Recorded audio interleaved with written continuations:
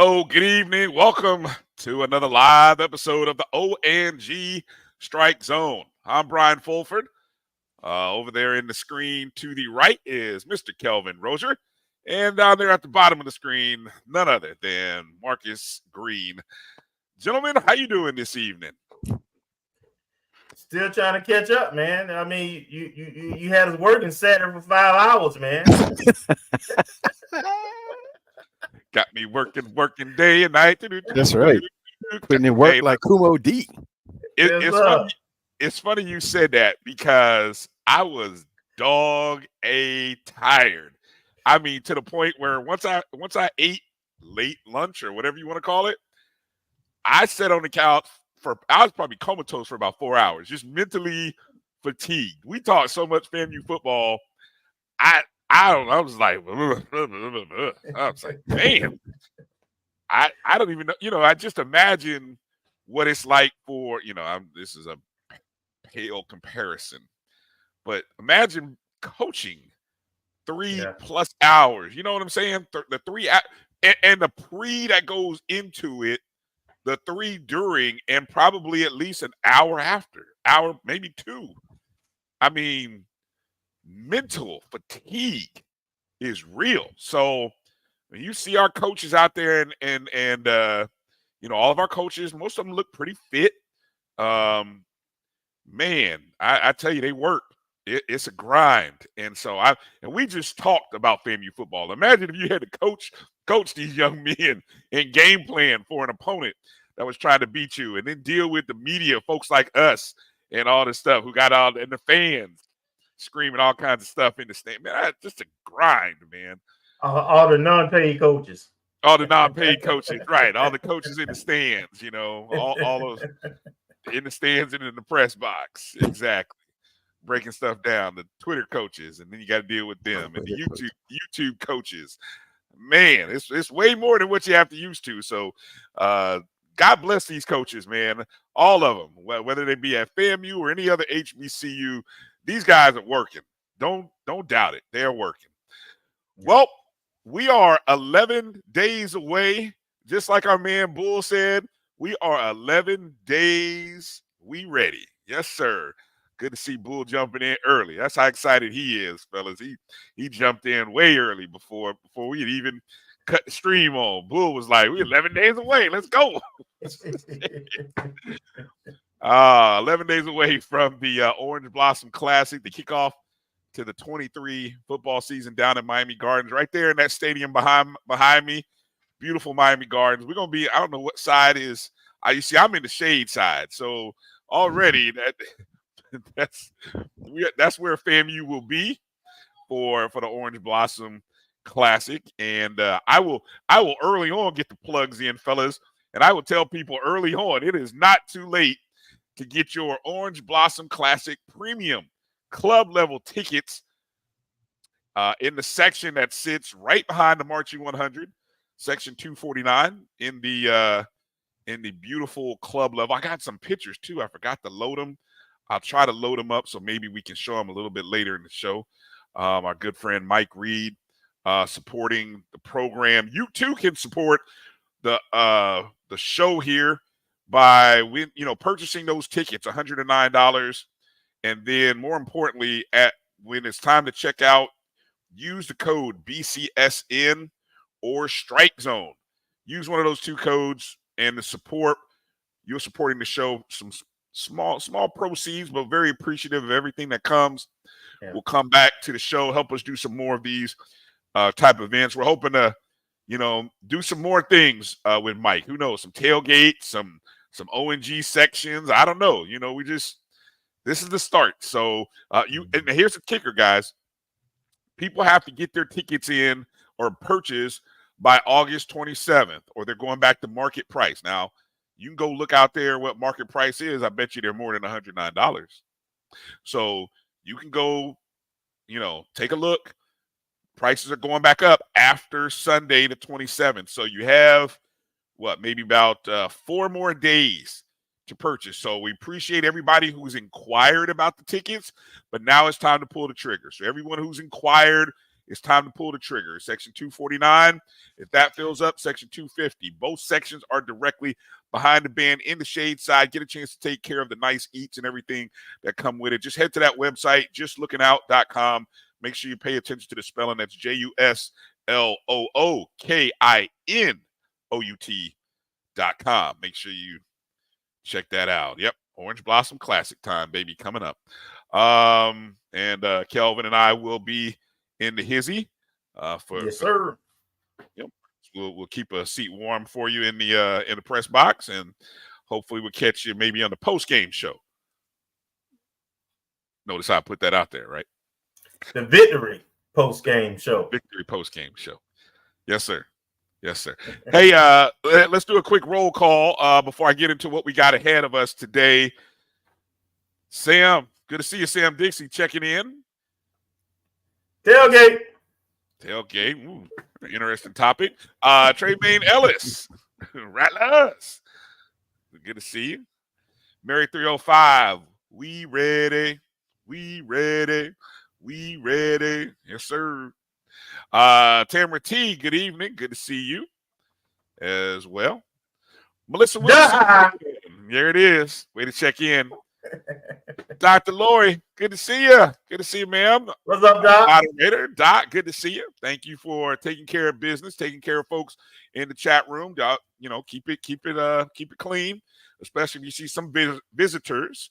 We always welcome visitors, just as long as they don't come in popping off the yang. We have to set them straight. Meredith, good to see you. Good to see you as well. B. Starks checking in. Let's see. Montre Bennett also coming in. Tony, what up? Double OC checking in. Good to see you. Tony, it's that time. Yes, indeed. Yes, indeed. Yes. Chuck Hunt, first one checking in on. Where you from? Monroe, Louisiana. Good evening, yes, Chuck. Sir. Good to see you. Good to see you as well. Thanks, Chuck, for checking in. Always a pleasure. See some new folks in here. Mm-hmm. Reggie Delane checking in. Good to see you, Reggie. Thanks for coming in. Ashton Harris, what's up? What's up, Ashton? Mm-hmm. Hello. Can't wait to see. What's that? What can't you wait to see? Montre. Oh, here it is. Montre Bennett said he's next to the band. Just got your. Ooh, okay. We already talking about Florida Classic. Might as well, because there's a pre-sale that already started. Yeah. Yeah. So we'll talk a little bit about that as well. Kenya Sykes, good to see you, Kenya. Super rally. I love how Kenya kicked the hornet's nest by pulling out some old video and some pictures from the great plan that was put in place by a former athletic director. Even got the current athletic director talking about it. That's what Super Rattlers do. That's what they do. We don't sit back and wait on things to happen. We get out there and make it happen. So shout out to Kenya Sykes out there making things happen. EA, good to see you. Kylan Chavis checking in. Marcus, what up, Marcus? Avis Heath checking in. What's up, Avis? All right. Well, hey, good to have all the family in. We got a good show coming up at the bottom of the hour. We're going to talk to the one and only Gerald Thomas III. I saw Gerald won another award, so we'll talk to him about that. Hard Knock series has been killing it, so we're going to talk a lot about camp. We're going to talk with him, so I'm looking forward to talking with Gerald coming up at the bottom of the hour. Hour number 2, we got a special guest, a pair of special guests, family. Sisters of the program. Nieces. Yes. A better way of saying it. Nieces of the program. That's Lourdess and Majesty Hemmingway will be joining the show at the top of hour 2. So we want to check in on the young ladies and see how they doing. Check in on the nieces and see what's good. And then we got a special guest at the bottom of hour 2. I'm not even going to tell y'all. It's for those who want to stick around, and we got a big-time special guest coming. Mighty rapper. Not even going to say it. Hey, I got to give it to you. Yeah. You know what season it is. It is. Yes, it is. So look, we ain't even we just gonna let it happen. So you want to make sure that you stay tuned in. Go ahead and share it now. Hit the thumbs up button wherever you are watching us on YouTube, watching us on Facebook.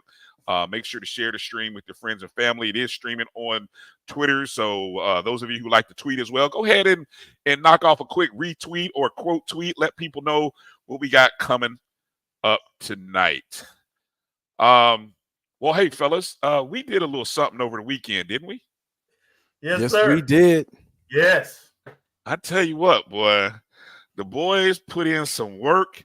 We just dropped the 2023 FAMU football preview show right there on YouTube. We did a thing, boy, Yes, I'm going to say over because it was over 3 hours of full comprehensive coverage of the roster, the offensive groups, the coaches, the schedule, the opponents, even some HBCU predictions. All of that. That's right.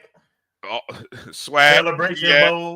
Celebration Bowl. All in a 3 hour and something podcast. But actually, we were kind enough to break it up into two.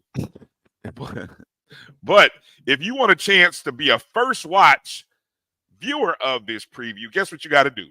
You got to go over to youtube.com. Some of you are already there. Make sure you join the JBM memberships. Now, this is at we have 3 tiers there on the membership. You want to be on at least that second tier. If you want to jump up and be exclusive, then hey, that's great. But at least you got to get in on that second tier, that middle tier. And that's just to let you guys know, that's a lot of things that we're going to be doing on the Jericho Broadcast Network's Black College Sports Network YouTube page. We're going to be doing some post-game shows throughout the season. Actually, beginning with the MEAC SWAC Challenge this weekend. I was just talking with the CEO. We just secured the location of that post-game thing. So we'll be dropping the links and all that. But you go ahead and get signed up. You're supporting the show, but you're also supporting the Black College Sports Network as well. So if you want a first watch opportunity to watch part 1 and then part 2, Marcus, when did we say we're going to drop part 2? September 1st. Yeah. So we're going to kind of drop. We're going to wait a few days, drop part 2 out there, and then then we'll I'm not gonna say anything after that, but you want to be a first watch. You want to get in on a first watch. Make sure I got the right date. Yeah, I think Monday. we're talking Monday. I don't know. Yeah, next Monday part 2. Yeah, Monday. Oh is part yes. 2. Yeah. So that's how it's rolling. Part 1 is already available on YouTube for our JBM members, and part 2 will drop on Monday. So go ahead and get a chance. Just a small way to support the Black College Sports Network. 25 years we've been doing the thing, and we're going to be hopefully doing 25 more years.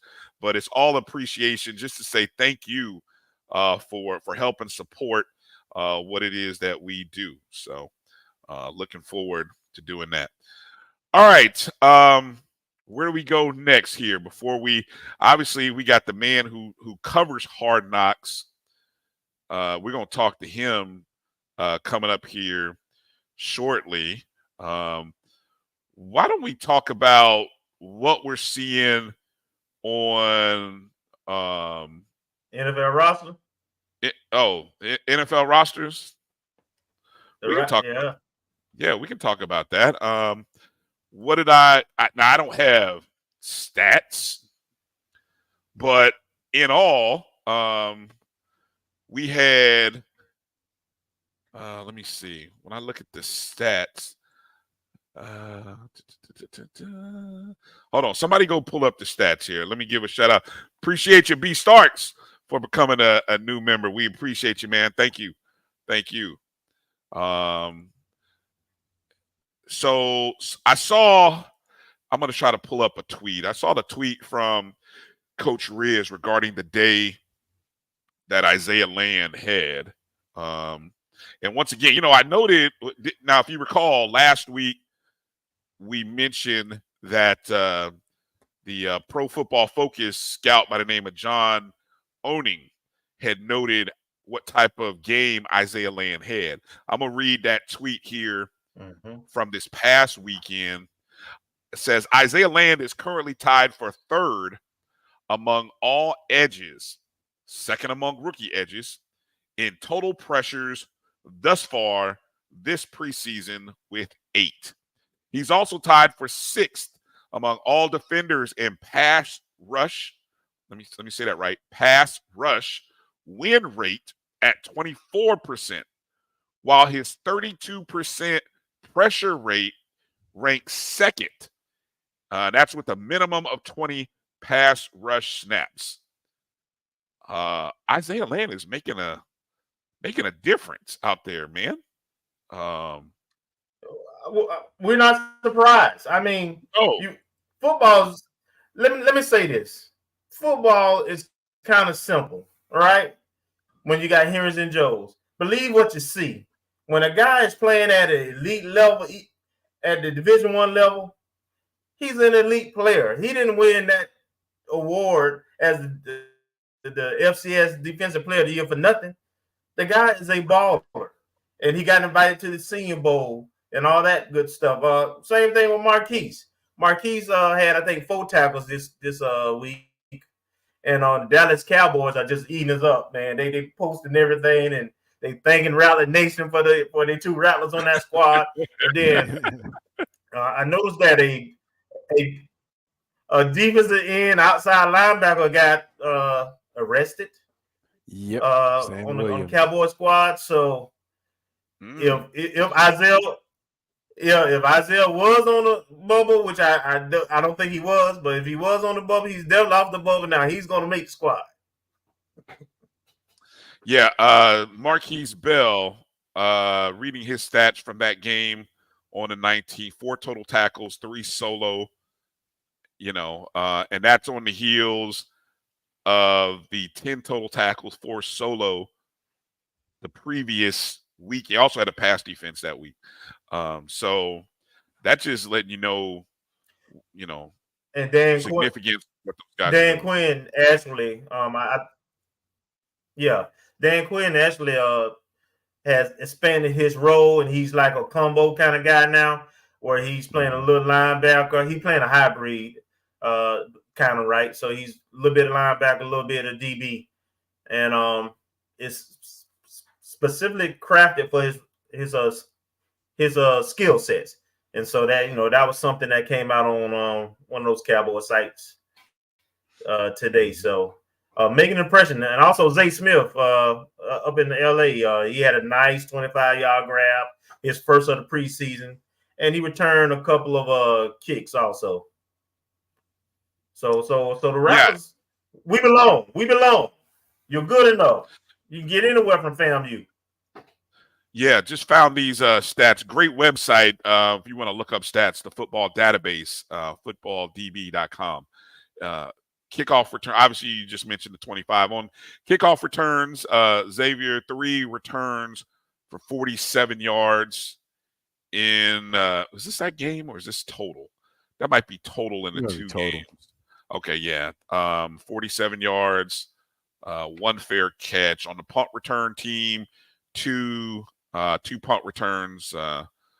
Only one of them was a fair catch. The other one uncatchable, or at least he didn't have any positive yards off of it. But you see, and hey, look, we're familiar. Xavier was played some special teams, obviously.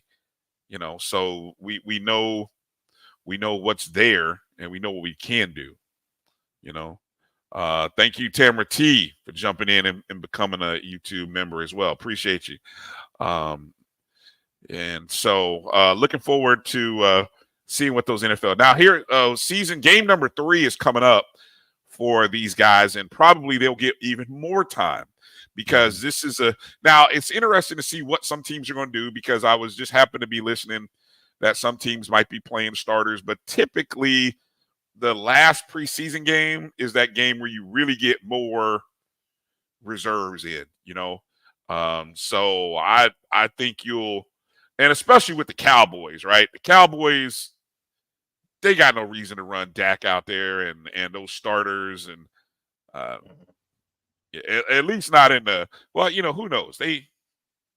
I don't know. We'll see. We'll see. But give those guys an opportunity. But we're hoping good things come. Marcus, we appreciate you, man. Thank you, Marcus. Much appreciated. Much appreciated. All right. Hey, hold on, Brian. I got to do this. Hey, go ahead. Decatur G. I'm going to see them Falcons tomorrow against them Steelers. That's right. Hey, look, what? That's right. Everybody undefeated right now. Dirty Bird. Yep. Hey, Dirty is right. I'll be there for. I'm sorry, did that come out loud? I'll be there on Christmas Eve though. The Colts are coming to Atlanta, so I'll be in the house for that. Yeah, be in the house for that. All right. Could be two Hopefully teams on our way to a playoff march. I doubt it. Two teams battling for maybe their fifth or sixth win. Maybe, I don't know. We'll see at that point. And I'm being pessimistic at that point. Oh, Marcus. We got some company. It's a Falcon Nation around here. That's right. Look, everybody has optimism. Everybody has optimism this time of year. From college teams to pro teams. Don't believe the hype. Don't let the media downplay your team because they've been wrong. Predictors have been wrong. So, believe it until you see the first game. You'll know in one game whether your team's got it or don't got it. Sad part, my team plays Jacksonville. I'm gonna find out real quick, and I hate playing Jacksonville. But anyway, we'll see. We'll see what happens there. All right. Have you guys been paying attention to the app, the FAMU Athletics app? Mm-hmm. Yes. I want to remind everybody there. This is a great source for staying up to date with FAMU Athletics.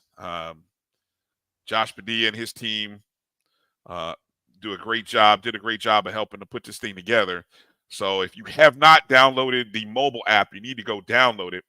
But Rattlers Plus, Josh, I keep saying Josh, but we'll say the communications, the marketing, social media team, they've done an outstanding job recently with the Rattlers Plus, as we had 2 new features come up over the last 3-4 days. I think it was on Sunday. You had Kendall Bowler mic'd up. And then just the other day, we had the cheerleaders who were over in Daytona Beach at the NCA. I almost put too many A's in there, but the NCA cheer camp. Yeah. So good to see those ladies, and they look good. They look really good. And I I think what's interesting is that's the kind of stuff in the past that you would just kind of hear about, or you'd have to chase down the information. You might catch a picture and then say, "Oh, wait a minute, I heard our cheerleaders were at something." Yeah, I can't find anything about it, right? Well, thanks to Rattlers Plus, thanks to the work that Josh Padilla and everybody up at FAMU Athletics, sports marketing, communications department, being very intentional about miking up guys, bringing that added feature. And you start to see more schools do that. I think compliment, or what they say, imitation is the sincerest form of flattery. And you're going to see more schools continue to, do the kind of thing, especially when they look at those skull numbers and they see what FAMU has been doing recently. I think it only adds to all the good work that Josh and the team are doing. So congratulations to the FAMU cheerleaders. Didn't they? What did they actually place? Do you have it on hand what they actually placed? Because I think I did read that they placed. They got, I think whatever score they made, I think they're making it to nationals. I think Alabama State. I don't recall where they placed. I didn't think it was a right. I don't think it was necessarily a competition. It was more so like if you you got an invitation, you got your invitation like comped or something to that. I don't know. We'll find that. We'll. I hate to. Oh, I got it right here. Oh, you got to go ahead and read it, Marcus. You got it. Cheer Camp 2023.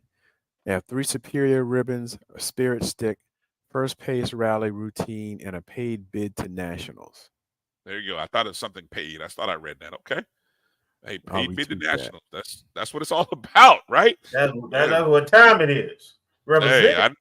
Hey, I know AD Sykes was like, yeah, woo, that's less money I got to come up with. Woo, go cheerleading. That's probably what she was saying. Yeah. So and it looks like that happens next April. Based on this. Yep. Because they went to nationals this past spring and finished like 2nd or 3rd, if I'm not mistaken, in one of those classifications. So. All right. Well, our guest is in the waiting room, so let's get ready to take a short break and come back with the man behind the FAMU or not segment. We're gonna find out. We're gonna talk some football. We're gonna talk some football. We talked a lot of football over the weekend, but we're gonna talk more football with Gerald Thomas III of the Tallahassee Democrat coming up on the other side. So go ahead, take a short minute to go ahead and get those likes up. Hit the share button wherever you're watching. Quote tweet if you're on Twitter, and let people know we got Gerald Thomas coming in on the other side right after this break. You're watching the O&G Strike Zone right here on the Black College Sports Network. I have in me the ability to make you a better you. So if you work hard, focus, and stay on point, you can do anything. Trust me. We made this track to tell everybody they can follow their dreams. The human voice has always connected audiences with experiences. Major brands all across America have trusted Kever's voice time and time again. Conversational, powerhouse, intelligent, and sincere. That's the voice you need for your creative marketing process. KEAVERSVOICE.com. Kever's Voice, Kever's Voice, KeversVoice.com. Always on, all the time.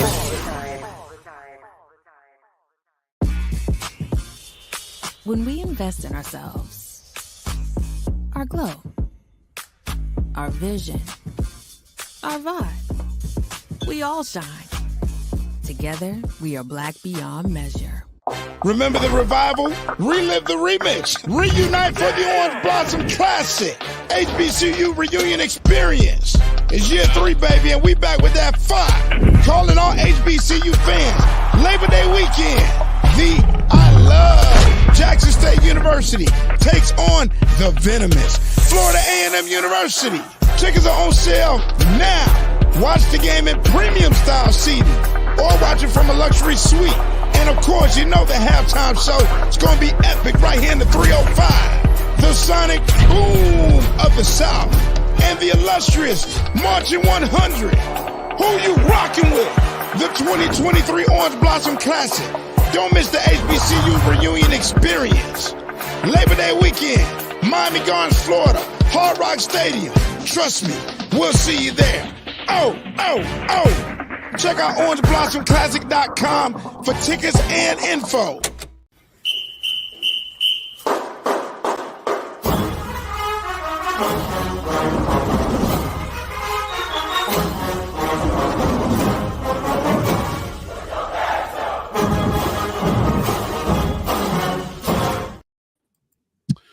All right, welcome back to the O&G Strike Zone. Bryan, Kelvin, Marcus here, and joining us, GT3, Gerald Thomas III. How you doing, Gerald? Good to see you, man. Hey, what's happening? What's going on, everybody? Thank y'all for the invite.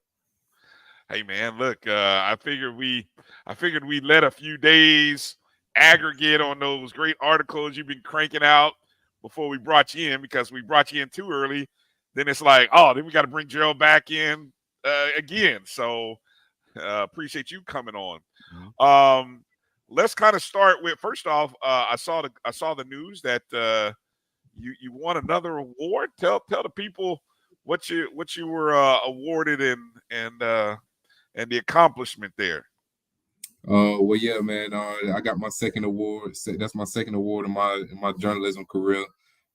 So my latest one was from the Florida Society of News Editors. Won first place of sports coverage. Of course, with the situation that happened last year before the UNC game, I was, kind of like the main source for that. So, I've been getting rewarded for that. So that's my second one. My first one came from Associated Press Sports Editor. I believe I got third place on that one. I'm appreciative for that one, but I want first place. You know what I'm saying? So that's why I don't know. That's why I don't know the place off the top of the head. I want them first place awards, but a plaque is a plaque. So I appreciate it, and I'm just trying to stack some more and keep giving FAMU some good coverage, man. Yeah, man. You I don't know. When you got into journalism and you got into doing this, did you? I don't think you did it with the intent of collecting awards and things like that. But it's like now that you are receiving that kind of recognition, do you feel any extra pressure, or is it motivating you in different ways than maybe you thought?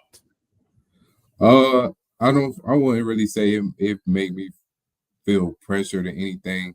It just made me realize how far I've come. I always tell people, when I was in undergrad, I started off doing this for free. You know what I mean? Just because I liked it, and I was like, I probably can make a career out of this. So, I was writing for the student newspaper on campus, and then eventually the local newspaper, they was calling. They said, hey, you can come on and freelance. So, I kind of had my hands in a lot of different places. And it's just crazy to see where I was at back in 2017 up until now, starting off when I was 19 years old. And I'm like 19-year-old me will be proud of 25-year-old me, seeing how far I've come, in this career path that I'm in right now. Yes, indeed. Yes, indeed. One more question out from me, and then I'll turn it over, to Kelvin and those guys. I was just kind of curious, with the morning practice that Coach Simmons and FAMU likes to do, now what they're doing those practices before, at least previously before sunrise, I thought. Is that still the case, or, and if so, have you gotten really used to waking up at that early, whatever time it is before the sun rises when they're having those practices? Well, yeah. So right now practices are they're a little later than the in-season practices. The in-season practices are at 6 o'clock, 6:30 a.m. So right now the sun is up, when we at practice, right now. But next week I believe they go back to 6 a.m. So I've been getting acclimated.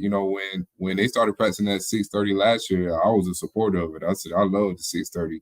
You go to get you go and get out to practice. You get your content that you need, and you go on about today. You know what I mean? You can eat dinner at a decent time, get home at a decent time. So I love the morning practices. All right, yeah, it does seem like advantageous though. I always wonder if why more schools don't do the morning practices, but it is what it is. Go ahead, Kelvin. What do you got? All right, so I want you to talk about where did you get the concept of doing the series Hard Knocks from? Because that's what you've been doing with the fall articles. And then you got to start first for me. Talk about the last scrimmage, what you saw. Yeah, well, I got the Hard Knocks thing just from, just to show, I just wanted to have a little bit of fun with the training camp, because last year, training camp, I still was a new kid, you know what I mean? I was still trying to kind of, figure this thing out, especially with this being my first time covering a Division I, program. So last year, I was having fun with it, but I kind of had to be like real, I was real cautious just because, I'm in my first season, I don't want to overdo it and mess something up, So now that this year 2 of me covering, the football program, I'm kind of, I have a more of a connection with coach and the players and things like that. They know who I am. So I think that's I was like, that's a little element. Maybe next year I might change it up to something else, football related. And as far as the last scrimmage, it was very good. It was better than the first scrimmage. The first scrimmage was decent, but the first scrimmage, it always had that's the first time, really playing. So of course it has that, it has those type of growing pains that come with it. But this past scrimmage on Saturday, they was working on the new college football rules, with the clock not stopping, because the clock won't stop at the first downs until the last 2 minutes of each half. So they was working a lot with that, a lot of situational. Coach said they was gonna throw the kitchen sink at them, and that's what they went and did. So I think the guys responded well. Looked like it's a very promising team, and I'm ready for the season start. I'm ready to get down to Miami. I see Mr. Fulver, he already in Miami. You see what his background is. He already at Hard Rock Stadium. I'm in the stage side. I'm there. I'm already there. Yeah, I'm excited for it though. Yeah, I'm already there, baby. In the stage side too. All right. Marcus, what do you got? Hey, Gerald, thanks for coming back on. Yeah, my question is around the team, and being that you were around the team really the first time last year, and then you're coming back as a veteran reporter this year, what are the noticeable differences that you've observed in the camps between last year and this year? One thing that really stick out is I noticed a sense of urgency. Like, of course, every team, think they can win, but this team is really like, they really onto it. Those guys are, real competitive. Of course you have your typical training camp scraps and whatever, but those guys really come together, and it seemed like, regardless of his defense, offense, or you play a different position, it seemed like all those guys got a common goal, because a lot of people saying, we want the ring this year. We want the championship. We want the swag. We want the Celebration Bowl, and that's even new guys that's coming in that saying that. That's not even that's not just the guys that have been here for 4 years, 3 years, you know what I mean? So that's the thing. I think a lot of guys that's coming in transferring, they know what they have a chance to do this year. And of course the guys that have been here, that championship eludes them. You know what I mean? Coach Simmons, the thing, he's a winning coach, but the thing that eludes him is a conference championship, a national championship. So I think people really realize, this is really a shot to do it right here this year. And that's the main thing, the sense of urgency on the team this year. Okay, thank you. One of my many questions, and I'm going to stick to sort of where we've been about the first scrimmage and the time clock thing. Give your evaluation of how Jeremy Moose is looking. Maybe in comparison to last season, what you've seen during the course of practices, because you're there at practices, and I always get a kick sometimes when I hear you tweet about interceptions thrown, and I'm always like, who threw that? I said, God, I hope that's not Moose. I can hear Kelvin now. But anyway, just so your evaluation of Jeremy from what you've seen in that scrimmage and in practices. Jeremy looks very comfortable, in a good way. You know what I mean? In a good way. Because last year, he wasn't the guy yet. And when you're the guy, you come in with a different type of attitude, a different approach. Last year I feel like Jeremy wanted, and he even said this, we talked about it a few times, he said he wanted to be so perfect. He was scared to mess up, and that would lead to mistakes basically. So he's very comfortable, and you could tell he has and there's something else we talked about. He said last year, he wasn't the guy, but this year, he went through war with those guys. He went through the season. He played all 11 games, so they know what to expect from him. They're more receptive of him, when he leads. So that's the main thing. He's, of course, Jeremy, he a gunslinger. So, you know what I mean? The arm is always going to be there. But just that leadership, that I'm not going to say he couldn't display it last year, but he just didn't have the capacity to display it just because he focused on trying to win a job at the time. You know what I mean? So that leadership and just becoming a better quarterback overall. You know what I mean? He's made some good throws. Man, he had a throw to Kelvin Dean, the running back at practice maybe like last week, and it was like it didn't get no better than that. Like it was like he threw it to the point where he threw it overhead. He threw it overhead, like over the defense, but only Dean could get to it. So, man, that accuracy, it looks good, and I think he's due for a good year this year. Man, I'm hoping so, because I think we were talking about this over the weekend. Me personally, I kind of feel like if he can hit that 63% mark. I mean, he was 57 last year. 57 last year, yeah. And if he can just hit 63, which is what Ryan Stanley did in his second year with Coach Simmons, his senior year, with 63%, I feel like that'd put him like somewhere in the ballpark of 3,500 yards, probably even tip close to 30 passing touchdowns. I mean, it'd make that much of a difference. Right. That 6%, that increase in completion percentage. So I really hope that can happen. Kelvin, go ahead. We'll keep it going here. Yeah, you mentioned about running backs and Dean, and so just kind of talk about how the running game looking right now. Tote game. Man, Dean a dog, man. Dean is a dog. That's a good pickup for him, and I know he's excited to be back here in Tallahassee. Rickards alum.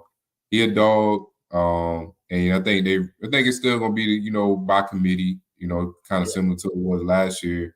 So look like Dean, Terrell Jennings. Terrell Jennings has had good years before, so people know what he's capable of, and Jaquez Yant too. I know Jaquez. He's a little banged up right now, but I think he'll have a good year, especially as a power back. Get you that last 2-3 yards you may need. So I think the rushing game will be very much improved than it was, last year, just because I feel like it'll be more continuity. I think last year the backfield went through a lot of injuries last year. I feel like, so I feel like I saw a lot of different running backs last year, like maybe towards the middle part of the season. So, if everybody stay healthy, I think this would be a pretty good rushing attack. Give me a surprise name. Somebody who done stuck out. Not just offense. Do one offense, one defense. I'm trying to think, man. Off the radar. Offense. I'm gonna say we already talked about Dean. We already know about Dean. Offense. I'm gonna say, man. We know about Cardell Thomas too. You know what I mean? So I'm gonna say. Jamar Gissett, wide receiver, transfer from Buffalo. There's your guy, Marcus. There's your guy. I'll say him. And just to get the trenches some love, I'll say a guy. We already talked about Cardell Thomas. We all know 5-star. You know what I mean. We already know he capable. But another offensive lineman, I think we may see big things from is a guy, Ashton Grable, transfer from Jacksonville State. Had a chance to talk. Well, I actually talked to him his first day on campus, actually back in January. But I got a chance to talk to him during training camp, and he's learning tackle and guard right now. You know what I mean? So that's a guy. And then defensive wise, man, it's so many players on defense, man.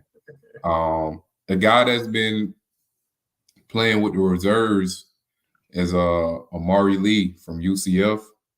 I had 2 interceptions, in the last 2 scrimmages.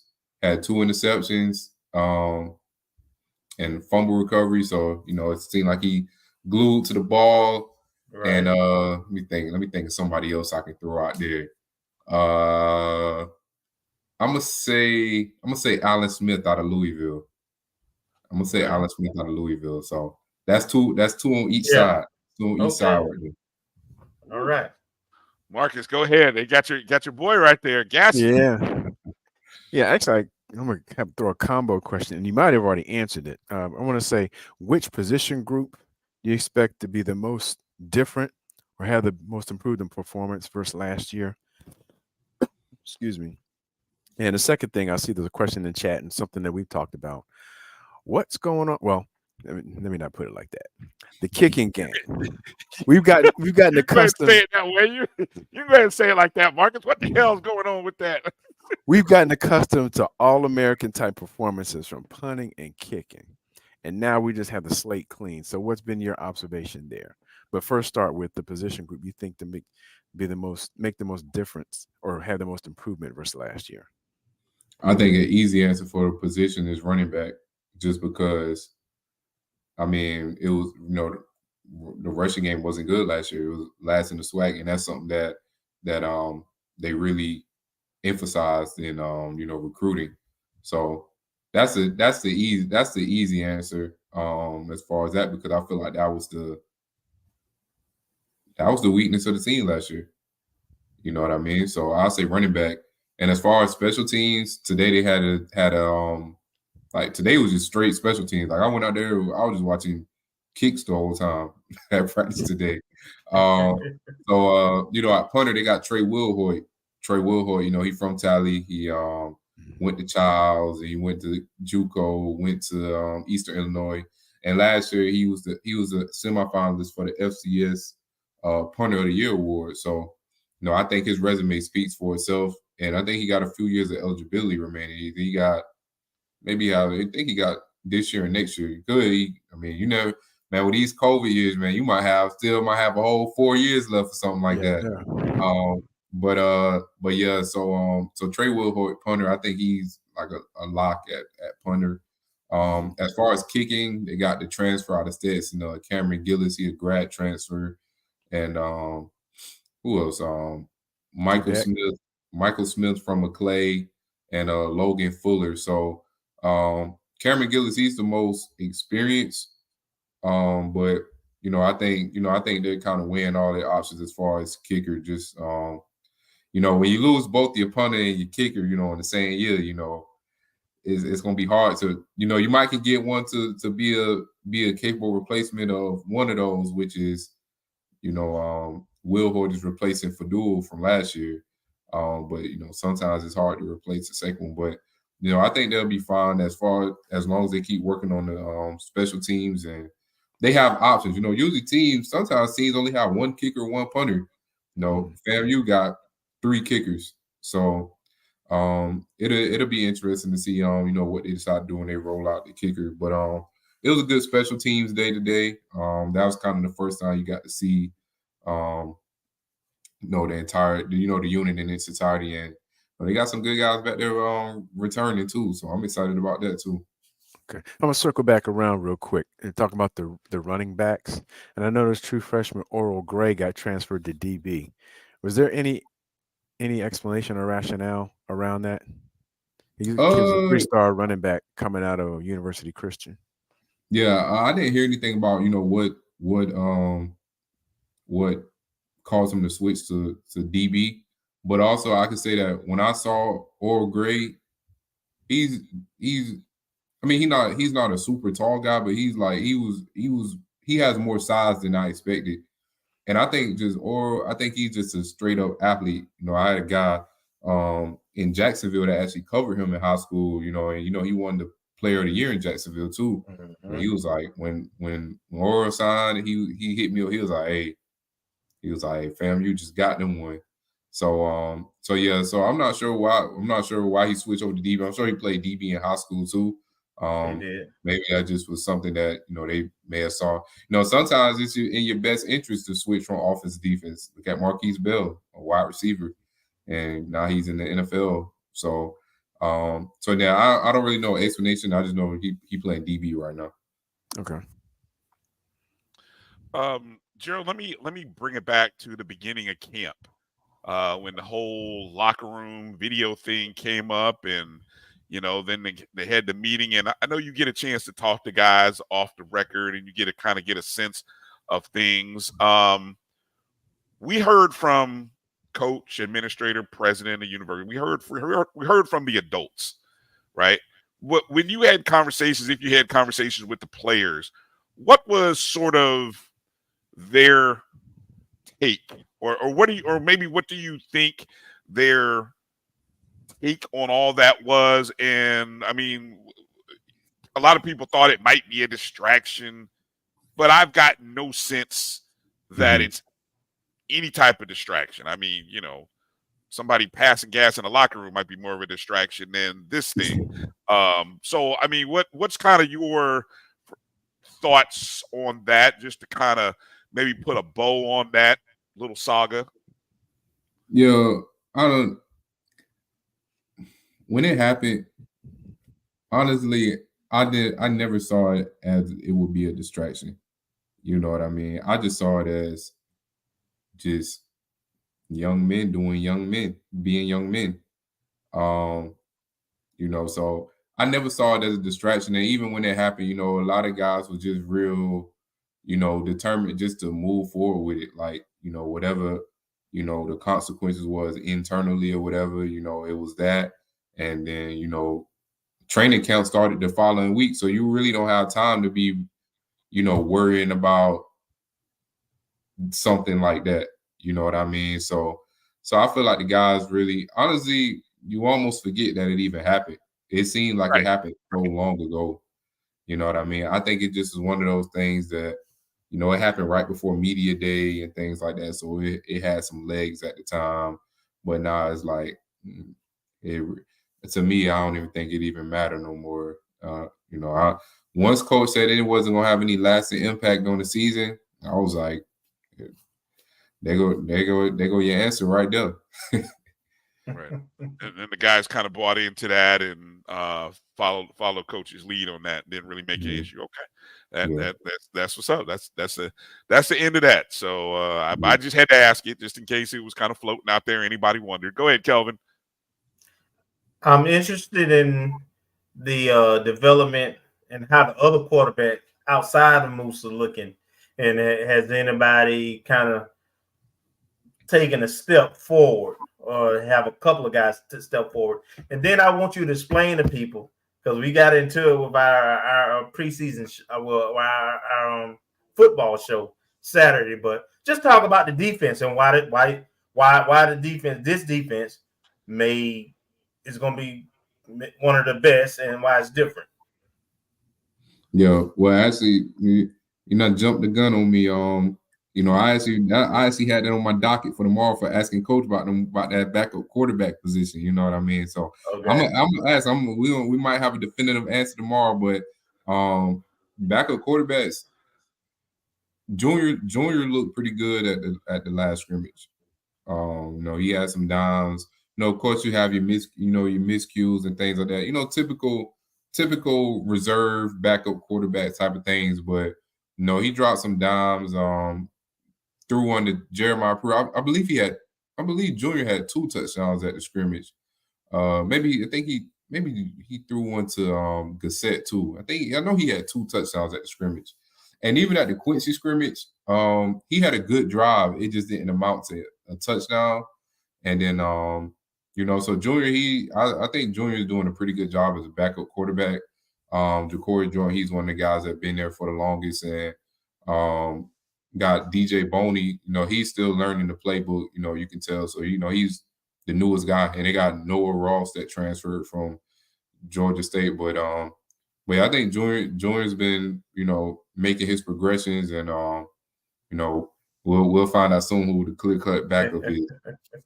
And what was the second question? Oh, talk about the defense and why this defense could be one of the best in the country. Oh yeah, the defense, man. And them dark clouds gathering, man. You know, I think it's just that it's how they compete against each other.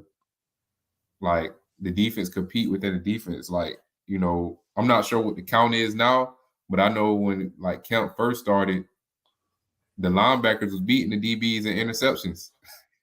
You know what I mean? So, and then don't even get me started on the front line, man. That front line just being able to clog up them holes and, you know, really, you know, set the line of scrimmage and things like that. You know, General Hunt, you know, I think a lot of people think he'll have a very big year. And we already know about our guy, Anthony Dunn. Anthony Dunn, he had the breakout performance in the Classic last year. And I think he got a taste of that success, and I think he wants even more of that this year. So it's like it's so star-studded. Even DBs, you just had Kendall and Javen Moore get named to the Senior Bowl watch list. So it's like no matter what level the field they're on, it's like it's some type of standout or potential star that's there. So the defense is real star-studded.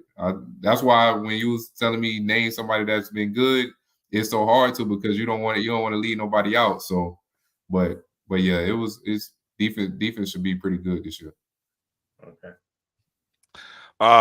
Marcus, go ahead and wrap it up with the final question here for Gerald for this segment. One quick one is not really on the field related. Have you seen anything new? Any new? I know they got the new cleats. But have you seen anything else that we can't wait to see when the season hits?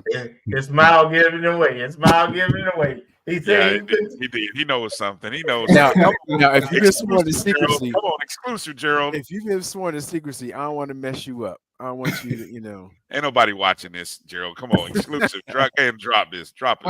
I haven't seen anything. Look at him.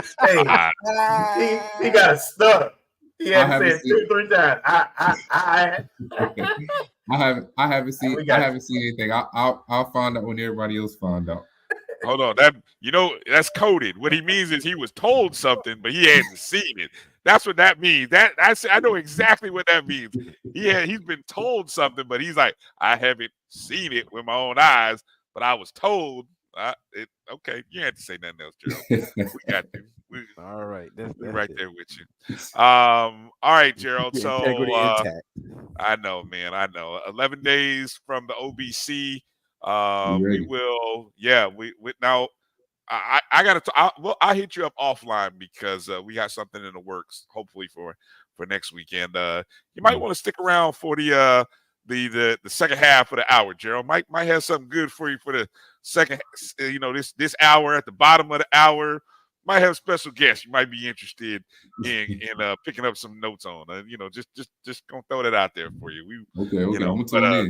Yeah, we appreciate you, Gerald. Let people know how they can follow you. Give some plugs, so that way people can follow. When does the Hard Knock series end? When does it officially sort of come to an end, quote unquote? Man, Hard Knocks ends this weekend, man. Okay. The Beanie Bowl. That's the last Hard Knocks installment. Then I gotta transition into the regular season stuff. So yeah, man. Hard Knocks finale coming this weekend. It was a good one. I'm sad to see it go, but we getting ready for the OBC. I know people probably wondering why I got this hat on. I don't got a haircut right now, so I ain't getting my haircut till it's time to go to Miami. I'm not getting a haircut until it's time to go to Miami. So if you see me, I'm gonna have a hat on. I see. So, yeah. So yeah. So of course, man, social media. I put all my stuff on Twitter at 3PG, the number 3, the letter P EATGEE. That's where all my stuff at. Or you can just look me up on the Tallahassee Democrat website, tallahassee.com.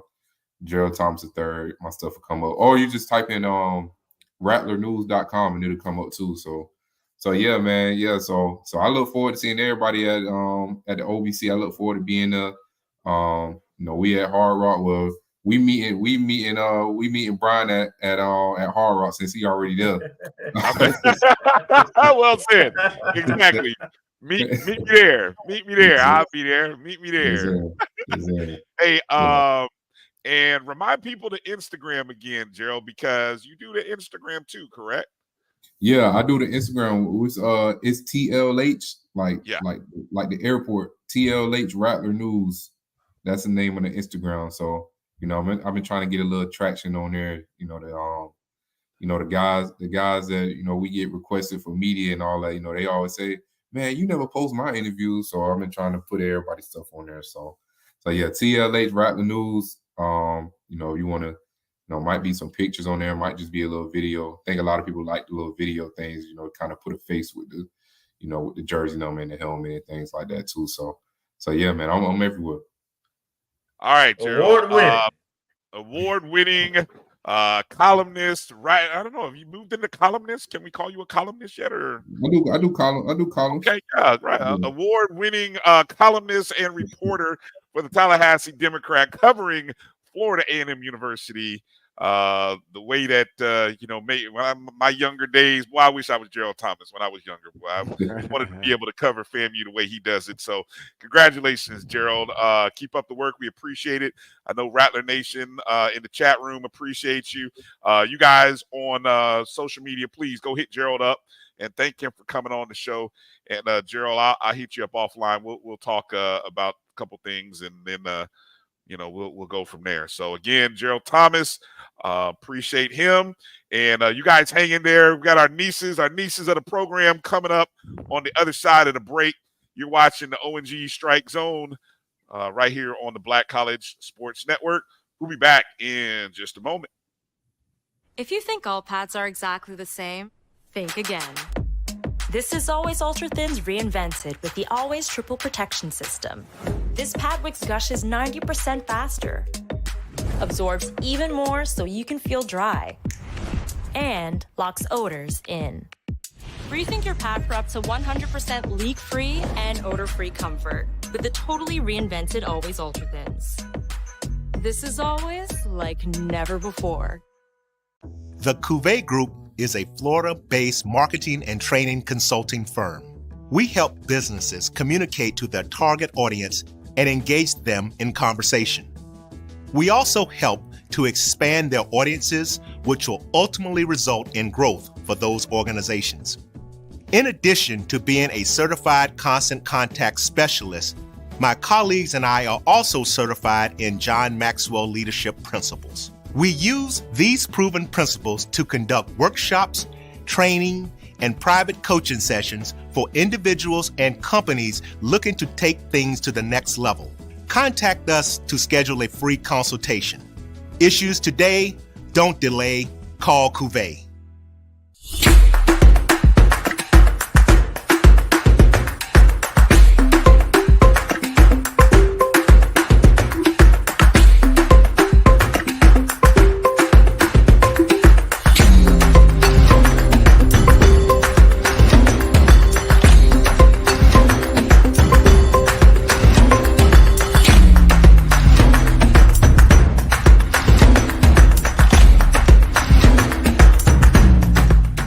Looking for the latest information on Southern University sports, the Southwestern Athletic Conference, and HBCU athletics, there's only one place to go.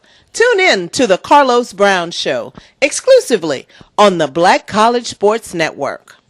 T. Madden and Associates is a sophisticated and experienced law firm located in your neighborhood. We're turning injury to cash. T. Madden and Associates obtained almost $2 million for my injury. They turned my injury to cash. Now, we can't guarantee how much your injury is worth, but we've recovered millions for our clients. Call T. Madden and Associates at 833-PAID-123. That's 833-PAID-123.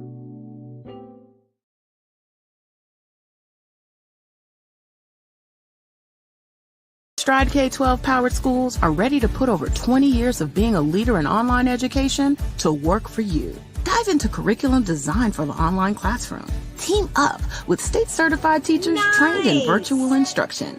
Take control of your child's education journey. Discover the power of personalized learning with a leader experienced in preparing kids for a future they can be excited about. Take charge. Stride K-12. Enroll now for the fall.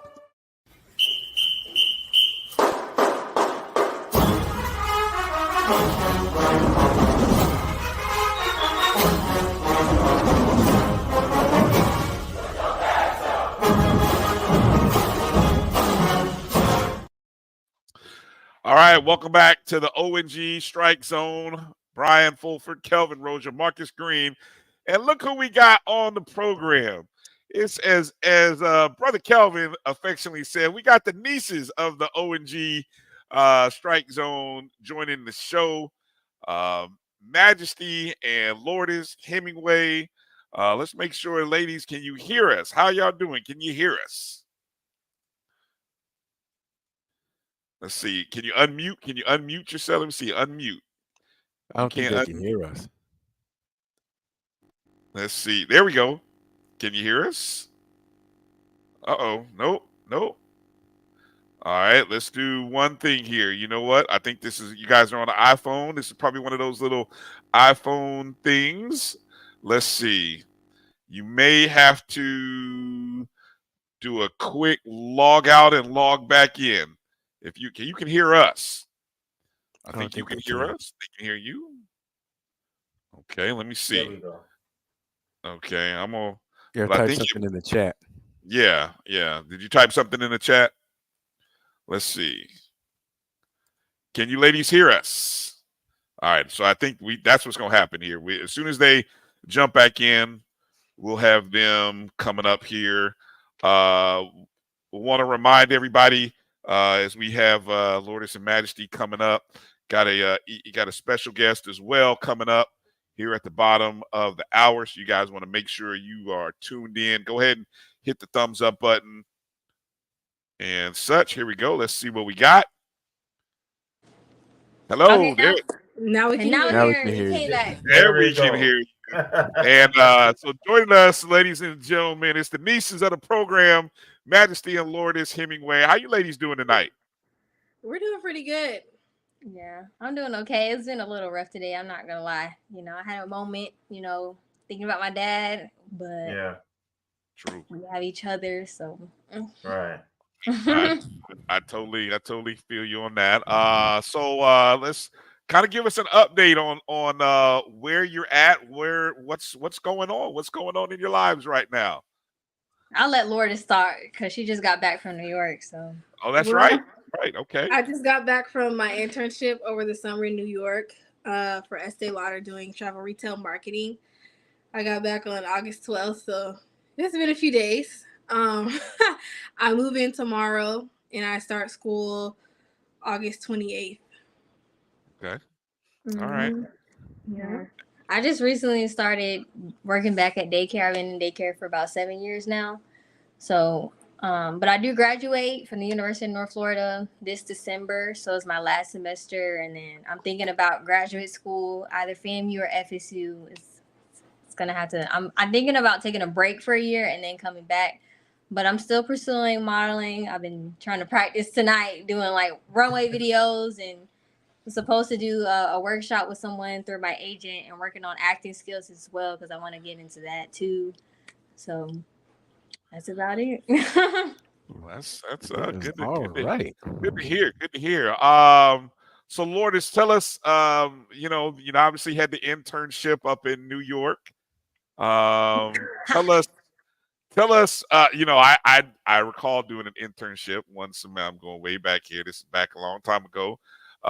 So I know what that time can be like in New York. Maybe give us what are some of the sights or some of your thoughts as you think back to New York. What's New York like in the summer?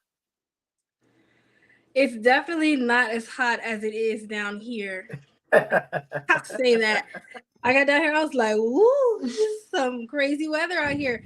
But yeah, it's really great. I like the buildings. Everything is very accessible. Like I can just really walk anywhere as long as it's 30 minutes or less.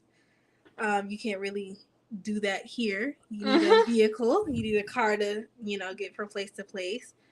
There's so many different, things to try, concerts, food. There's always something to do. Another thing that's not like Tallahassee, but it was overall a pretty great experience. Met some new people, made a good impression in the office, so it was pretty good. Nice. Go ahead, Kelvin. And Majesty, kind of talk about your summer. Did you travel at all? And what did you do? Do you have anything planned? I know you're talking about graduating. Do you have to go back to UNF? How many classes you got to take, or just kind of talk about your situation? So this summer I really just went to the beach a few times, at least 3 times. I would drive with my friend, go to Panama City, and come back. Yeah. The beach for me is my calm place. Okay. Yeah. I'm very in tune with my emotions. I guess with psychology and therapy and all of that. I try to tap into things that distract me in a positive way. While my sister's been gone, I've been trying to go to Bible study and just praying for the right friends and community during this process of my life. Right. I'm taking 5 classes. I take 5 classes every semester. I continue doing summer classes during the summer. And that's really about it. But we do plan on traveling on a cruise, on a family reunion cruise to the Bahamas, September 1st to the 4th. So that should be like the big vacation of the summer. And then come back. You said 5 classes. Well, I had flashbacks. I triggered. I was like, oh God, 5 classes. I remember I did that. I was like, oh Jesus. Yeah, it's been online. I've never been in person, so I'm thinking normally the only time I've been in person is really just for counseling. But for graduation, obviously, I'll probably walk the stage and then just come back and celebrate here in Tallahassee. So that's the goal. Okay. True that. True. Go ahead, Marcus. Well, thank you, ladies, for joining us this evening. Majesty, I had a question for you. Did you get a chance to visit Lourdess up in New York and kind of tool around there and see what modeling things you can get into up there? No, not this summer. Maybe.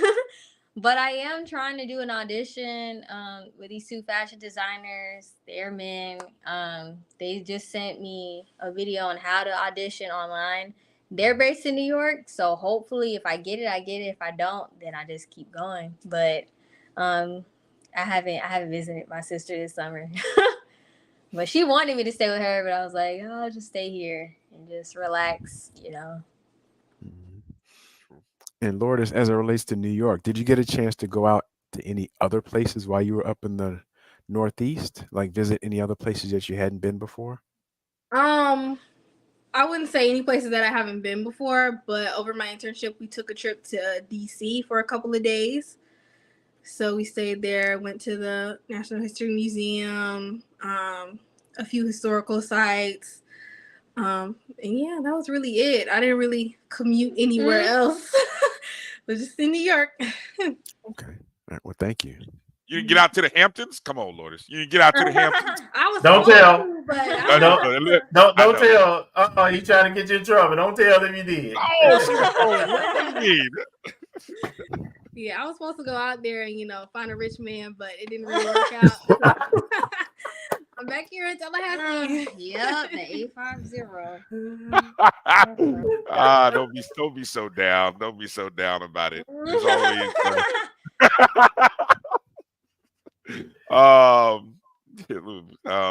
hey, all right, so fall school starting back. Lourdess, I know you did if I'm not mistaken, you did a internship or were doing some internship with Vaughn and HBCU Game Day. Is that correct? Mm-hmm. Do you have any plans or thoughts of reaching back out and getting back into that this upcoming fall? I mean, yeah, it's pretty much peak season for FAMU Athletics, so I'm sure I'll be out there, because I don't think I'm fired yet, so I'm gonna be out there, in the games, giving help wherever I'm needed. So hopefully, things pan out greatly for the semester. Mm-hmm. Well, I know Vaughn was watching earlier, so hopefully, Mr. Wilson, Vaughn, I hope you, if you're still online, I hope you, we keep a spot open for Lourdess, please. Let me check the chat. Please, Vaughn, please.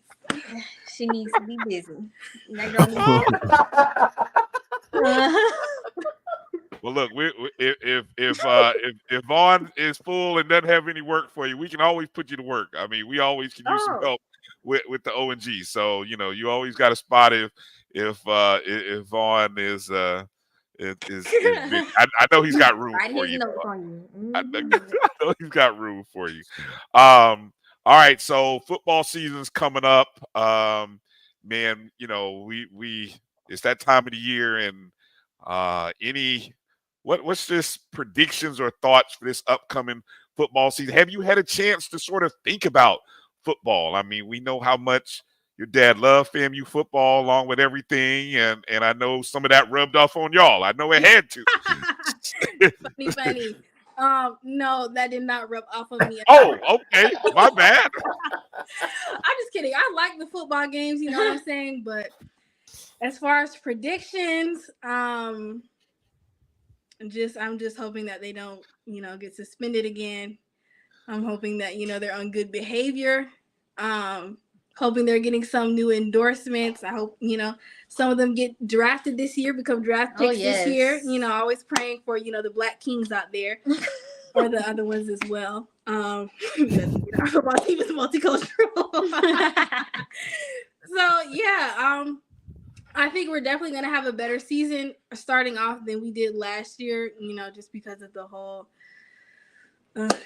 football, not scandal. Yeah, we got to talk about it. Yeah, we know. We're not even gonna mention it. We know. Yeah, so I think we should be in good hands and good spirits. Orange and green. Mm-hmm. I don't know. For me, I was just looking at the video of me and my dad. We were watching one of the football games, and he was in the stands like screaming defense, and everybody else is just going along with him like it's just a ritual or something.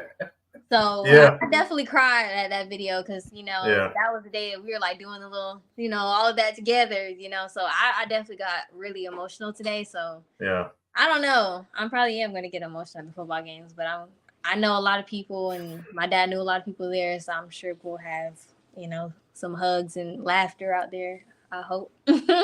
Oh, for sure. For sure. Well, you got to come up to Section O, where it graces us with your presence at a home game at the top of the west side over there, so that we'll still do a few chants here and there and so forth. But we'd love to have you, entertain you, and just to be there with you and support you. I'll be honest. This is my first season also. Since we were 4, 5, 6, somewhere around there, that I don't get those calls, right? Hey, what we looking like? What's going to be? And he coaching me, and I'm coaching him. We coaching Coach Simmons.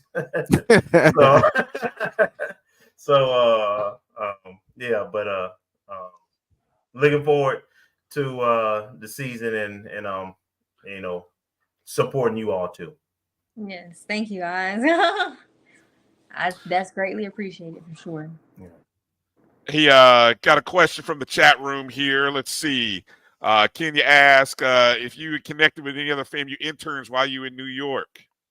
Oh, yes, I surely did. My internship was actually a collaboration. It was a school collaboration with FAMU and Estee Lauder through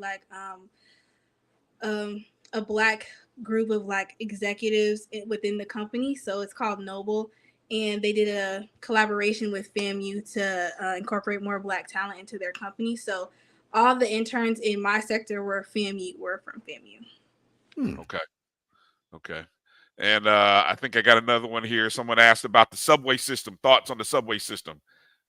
I love the subway. I'm not even gonna lie to you. I love the subway, and people don't because they're me, and they don't know about good transportation. See, if all you gotta do is pay $260 for a ride, and you can go anywhere you need to go, it doesn't really get much better than that. I mean, it is very hot down there, and it is very dirty, and it's a few rats. Absolutely not. A few people that are a little interesting, but it's a good way to get around. I don't want to ride with the zoo. I want to ride with the regular zoo. These are regular people. I feel like a lot of the time people on the subway are tourists too. So it depends on what train you get on. But I'm good. I'll take an Uber. You take a what? You take an Uber? I'll take an Uber. Okay, pay that $30. Pay that $30, girl. Yeah. But I'm gonna pay my $260 and I'm gonna live my life. So where did you stay at, Lourdess? What borough? I stayed in the Upper East Side of Manhattan. Okay. Now she's acting bougie now since she's came back. She's acting very, very bougie. No, but y'all don't understand. So wait a minute, that's above Harlem. Is that correct?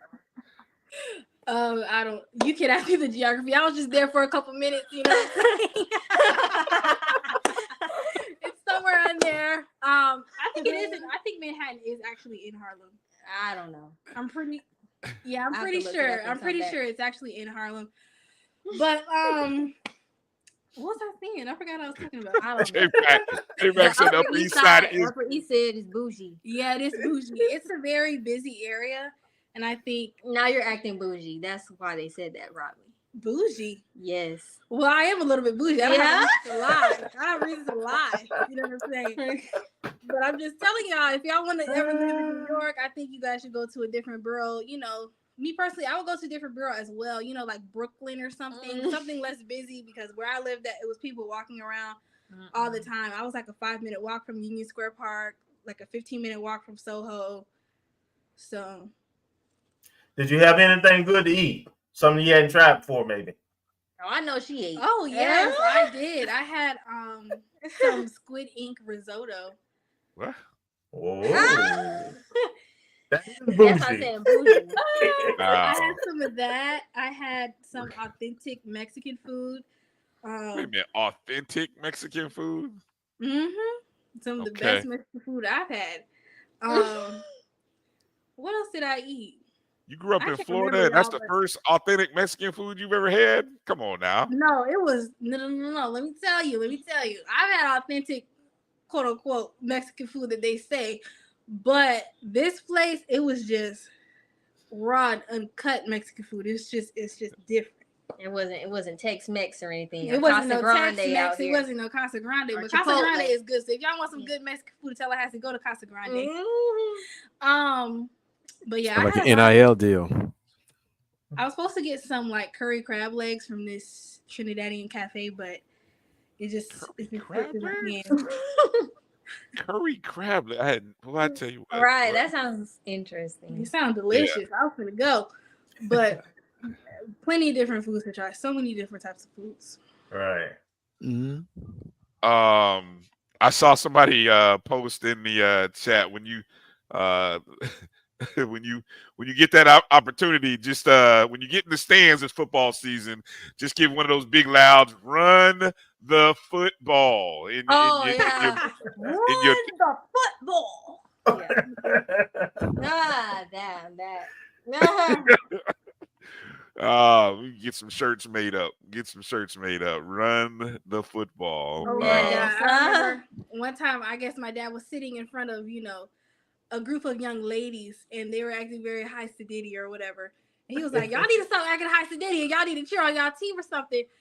And then he got posted on one of their stories. I said, who is that? That old man out there, talking about these people out there. And it was my father. So I had to talk on that girl's story. And I said, girl, I'm so sorry. That is my father. They're like, no problem. He was really funny. I was like, I hope so. He's very extroverted. Well, we're both kind of extroverted in a sense. Who? You're introverted, but yeah. I'm not introverted. I don't know. I'm selectively social. Yeah, that. Well, I wish I had a name for it back in the day. I love that. Selectively social. There you go.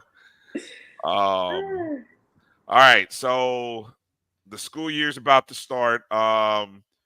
Any other events or social events that you're looking forward to as the school year kicks off? I know we're all looking for. I mean, you can see I'm in South Florida. We're ready for football season, but how about you, ladies? What in terms of social scene? What are we looking forward to start the year? I like the basketball games, the football games. Basketball games are in the spring. Oh well. I like those, even though I'm not a part of FAMU, but in a sense, I still like it. I like set Fridays, even though I'm not a student. I'm not a student, but I'll act like a student and just walk around. Yeah, it's always some imposters coming out on set Friday. And, I always get my radar just to see who's from FSU or something. I'd be like, beep, beep, beep, beep. You don't belong here. I'm a part. Get out of here. That's right. Guys, she gonna see you in that. Do not be fooled. If you guys see her on campus, don't approach her. She doesn't belong here. Oh man, come on. You can't call your sister out like that. Right. See how I'll tell you. All right, so set Friday. First one's coming up this Friday, I'm assuming, right? Now that everybody's back on campus, probably. The first right? Friday is September 8th. So if next Friday is September 8th, then no. Yeah. It's 2 weeks. 2 weeks. They got to have an appointment for set Friday. Back in the day, you just went to the set on Friday, and that was it. Well, it's different now because of COVID. Oh, Lord. We have to like plan it out. I think last year, I think we only had like 3 a semester. So. All right. So. I don't know. When you plan it, it doesn't seem as organic. It didn't seem as organic, but they still get good crowds there. So it's not organic. But all right, you got to plan stuff for young folks these days, I guess. You know. Yeah, especially right now the way some of this gun violence going. Yeah. I guess so. You got to worry about that kind of stuff too. Luckily, it hadn't spilled over on campus as much yet, but I'm sure that's a concern though. We'll pray a hedge of protection. Yeah, they're trying to have Set Friday at night for some reason. No. I was like, I don't know if I'll be in attendance because that sounds a little too dangerous for a nice young lady like myself. No, we don't do that. Yeah, I think they might want to keep that to high noon, from noon to 2, and then everybody get back to your rooms and get some studying in on Friday afternoon. Right, unless you do Set Friday in church or something. You can do Set Friday in church. Amen. There you go. Everybody get to church. All right. Anything else you ladies want to share with us, and you want to drop any info on us? Give out some social media plugs, et cetera, et cetera. I mean, my Instagram is at Victorious Majesty on Instagram. Lourdess. Mine is my name backwards with 3 L's at the end. And yes. I remember that. So y'all got to do some math. So I'm gonna make sure you pay attention to that. So I'm not even gonna try to spell it because I'm gonna mess it up. But just take her name, spell it backwards, and then put 3 L's on the end. So there you go. Okay, so ladies, we look forward to seeing you first home. Well, obviously, if we don't see you prior to the first home game, we look forward to seeing you then. Wish you all a good start to the semester. Majesty, the last one, got to take, or at least for undergrad, you got to take care of business. Lourdess, what's the track of graduation looking like for you? I should graduate in either fall 24 or spring 25. Okay. But it's give or take like 2 or 3 classes though. Yeah. I got 2 years left, so I'll be sticking around bothering y'all. Okay. Anytime you ladies want to come on, anytime you want to, again, Lourdess, invitations out there. Anytime you want to do something, let us know. If you don't hear back, I'm sure, like I said, all jokes aside, if there's an opportunity there to do some stuff, we're always looking for some extra help there in Tallahassee with everything we got going on. So, and we wish you two well. Always saying a prayer, always thinking of you and your family, and let us know what's going on. Anything that you want to talk about or you want to come on the show and do. You got a home, all right? Thank you. All right, thank you. It's good to see you two. You two looking great. Love the smiles. Have a healthy start to the school year, and go Rattlers. All right. Go Rattlers. Bye. Bye, ladies. Bye, ladies. All right. Man, good to see those two. Good to see those two, for real. Yeah. Okay. Let's take a quick break. Coming up on the side, we'll see if our special guest is ready to join us. Coming up here on the other half of this commercial break. You're watching the ONG Strike Zone right here on the Black College Sports Network. We'll be back in just a moment. Supermarket sushi, really? No. Wait, Troy, you work here? I'm never not working. Like Head & Shoulders Scalp Shield technology, up to 100% dandruff protection, even between washes. Never not working, huh? Oh, Troy, you're such a good teacher. Yeah, I know. Never not working. Never not working. Never, ever not working. Are you serious? Never not working. Dandruff protection that's never not working. Head & Shoulders Scalp Shield technology. The human voice has always connected audiences with experiences. Major brands all across America have trusted Kever's voice time and time again. Conversational, powerhouse, intelligent, and sincere. That's the voice you need for your creative marketing process. KEAVERSVOICE.com. Kever's Voice, Kever's Voice, KeversVoice.com. Always on, all the time.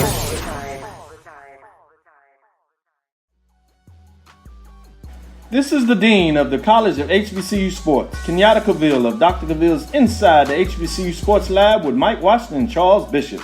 Come mix it up in the lab where the course lecture is in session every Tuesday from 6 o'clock p.m. Central Standard Time on Facebook Live, YouTube Spreaker, or the BCSN app, as we discuss all things about the HBCU sports culture, including exploring the week that was in the sporting HBCU diaspora, as well as the upcoming week of HBCU sports. With me, the Dean, the College of HBCU Sports, on Dr. Cavill's Inside the HBCU Sports Lab with Mike Washington and Charles Bishop. Course lecture dismissed. At Hampton Law, our primary goal is to provide non-traditional yet effective solutions and redefine the approach to client legal concerns. As your trusted legal advisor, we believe in sophisticated, personalized services that eliminate the confusion and complexity sometimes associated with legal matters. Our high standard for client care and concern, coupled with our extensive legal knowledge and skills, make Hampton Law a resource focused on the protection of the client's interest and overall goals. We value our clients and truly enjoy working with them. Visit thamptonlaw.com to conveniently schedule an appointment online. Tamika Hampton Esquire, 1631 Rock Springs Road, Suite 336, Apopka, Florida, 407-494-1471. thamptonlaw.com. Majesty is a premium health and wellness tea line focused on bringing delicious yet healthy tea blends to the community. Filled with an abundance of vitamins and antioxidants, we work to blend teas with exotic spices and fruits to produce scrumptious and wholesome beverages. So check us out at mymajesties.com. That's MyMajesties.com. My Majesties, an Urban Passport member.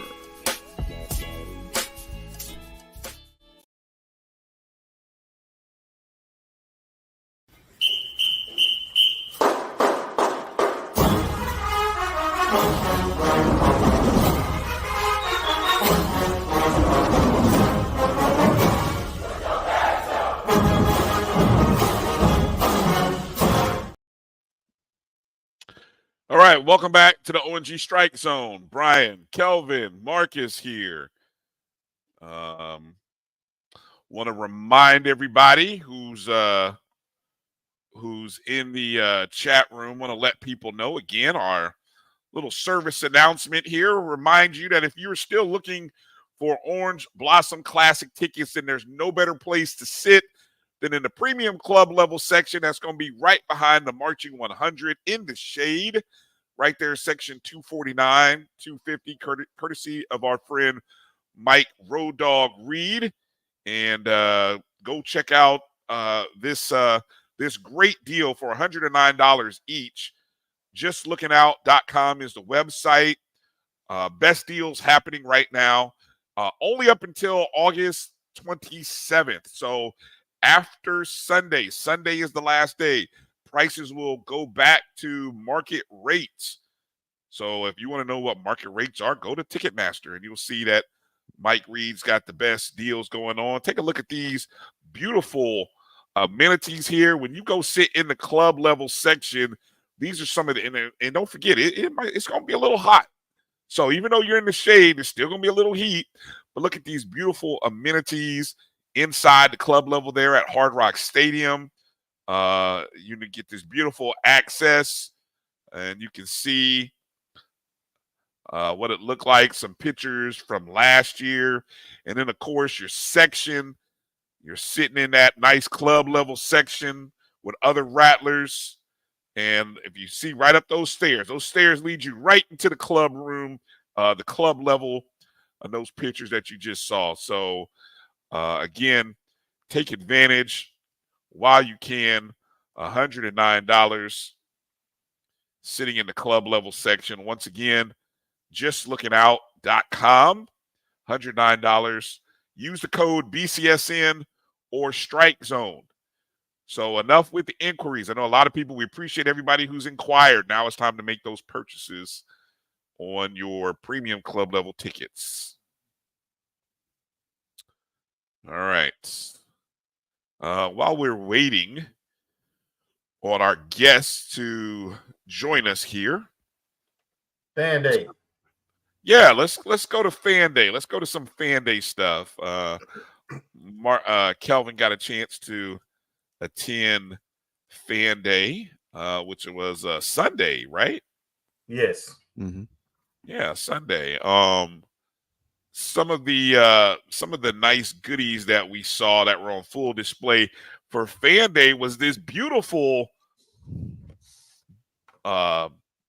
I don't want to say Daktronics, but let's just video board. Yeah. Now I'm curious. That's a nice, beautiful image. Did they actually show any videos from that? Any videos that air anything that was airing during that? No, the previous picture you showed was like the day before, so they expedited things, and they had just got everything going good. So I don't know if they had time to be able to set everything up so that you could load the videos. They just had the still shot there with the Fan Day stuff. But it's a beautiful unit, and I'm looking forward to enjoying it for the basketball games as well as events. And also at the stadium, I don't know if they turned the video part on, but I know that they have sound. They've got the sound system installed, and so they were playing some sounds yesterday. So so all those and then the parking lot project is moving along. I passed by today, and they pretty much finishing up the paving on the north side there. So everything's moving along, getting it ready. Yeah, I didn't get a chance to load those pictures up that you took. I will say one thing about this board, and I've been to the arena where the University of Central Florida plays their basketball games many a times here in Orlando. That board and that arena has been around for at least a decade now. That video board blows away what UCF has, and UCF is a Power 4 program in the Big 12, and that video blows it away. Just on the visual alone, I mean, outstanding job. I can't wait to see that thing up high, and it's nice. I can't wait to see that thing in motion. Should be happening during volleyball season, because it will be volleyball in the Lawson Center. Yeah. But by the way, it was well attended. Fan Day. It was very welcoming when you entered the arena. That you had the cheerleading squad there, and then the volleyball team was off to the left, and then football team was kind of all the way around the concourse area, and the AD was toward the entrance, and the women's basketball coach was toward the other entrance. So it was a well done event, well attended event, and thank goodness they didn't listen to Bryan. Bryan trying to keep kids from having that experience in the community. Trying to charge money for it. I knew I was going to get hit over the head. It wasn't going to be somebody from the chat room. It was going to be one of my own. It was going to be one of my own. Yeah, thanks, Kelvin. Hey, Bryan, if you wouldn't mind circling back, go back to the volleyball picture. I think we had a couple of our new players. Well, actually, stop with the football. We can at least put names to faces. Okay. So I think on the far left, I think that's Chris Sanders. I think there's the wide receiver group. So it's Chris Sanders on the far left. Yeah, that's kind of how they were sectioned off, I think. Okay, and I think looks like number 13. I guess there's Trevante Davis. Number 85. I think that's the speedy freshman, Robert. Oh gosh, his name Lockhart. And number 80, I'm not 100% sure who that is. I have to figure out who that is. Yeah, don't forget they got a new 85 now, so that's not Manigo. Manigo's wearing 3. He's number 3. So number 80, I have to check him out, but at least put names to faces. And if we go back to the volleyball, let's see if we can figure out volleyball. I think that's the first slide. Oh, first. Okay, there we go. Some ladies there. So I see Isis. I think that's Isis Williams. Right. Second from the right. I want to say that's London Hatch. That's the first from the right. I think she's a new transfer. And Brooke Hudson right behind the trophy.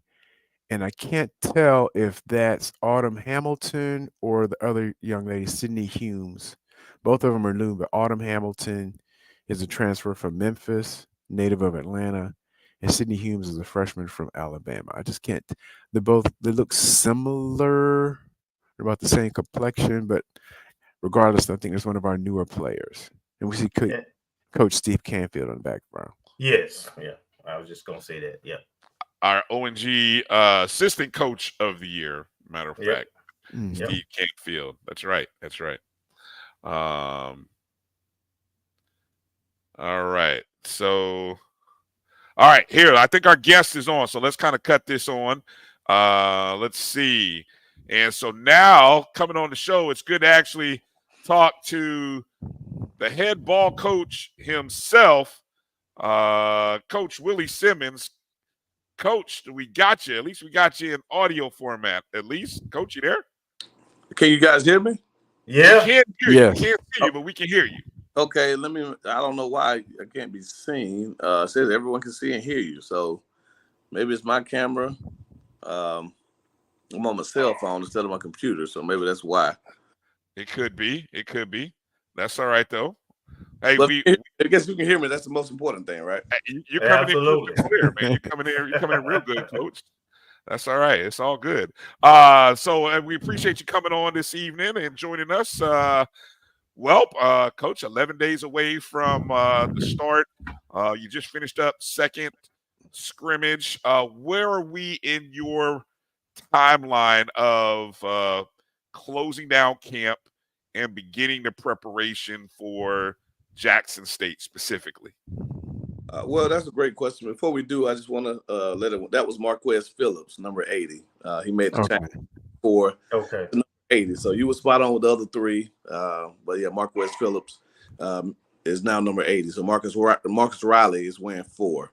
Marquez wore 4 last year. So I just wanted to put that a little bit out there. But we're progressing. I wouldn't say we're where we need to be. But we have 11 days to get there. So, we've had 17 good days. We've gotten better across the board, really starting to gel as a football team and really just trying to figure out, we know we have a lot of strengths and we're trying to minimize the things that we need to improve upon. I don't like to call them weaknesses, but the things that we don't do as well, we're trying to shore some of those things up. So just better communication, better cohesion. We're rolling a lot of guys in, so trying to find that right combination of 5 offensive linemen, 4 defensive linemen, 5 secondary guys, 3 receivers. Whenever you have a position with multiple players, just trying to find the right combination of guys that communicate well, that play well off of one another, to give us the best chance to be successful. But we know, we have a really talented team, and I think with another week and a half left, we'll show up some of the things that we need to clean up on and polish up on offensively, defensively, and in special teams. And we'll be ready to take the field September 3rd.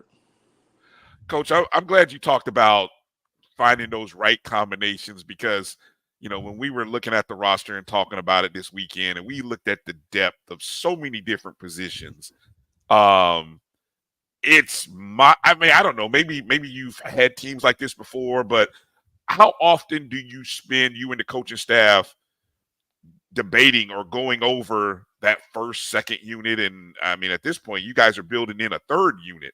What's that look like? Give us some, behind the scenes and what's that look like for you and the other coaches?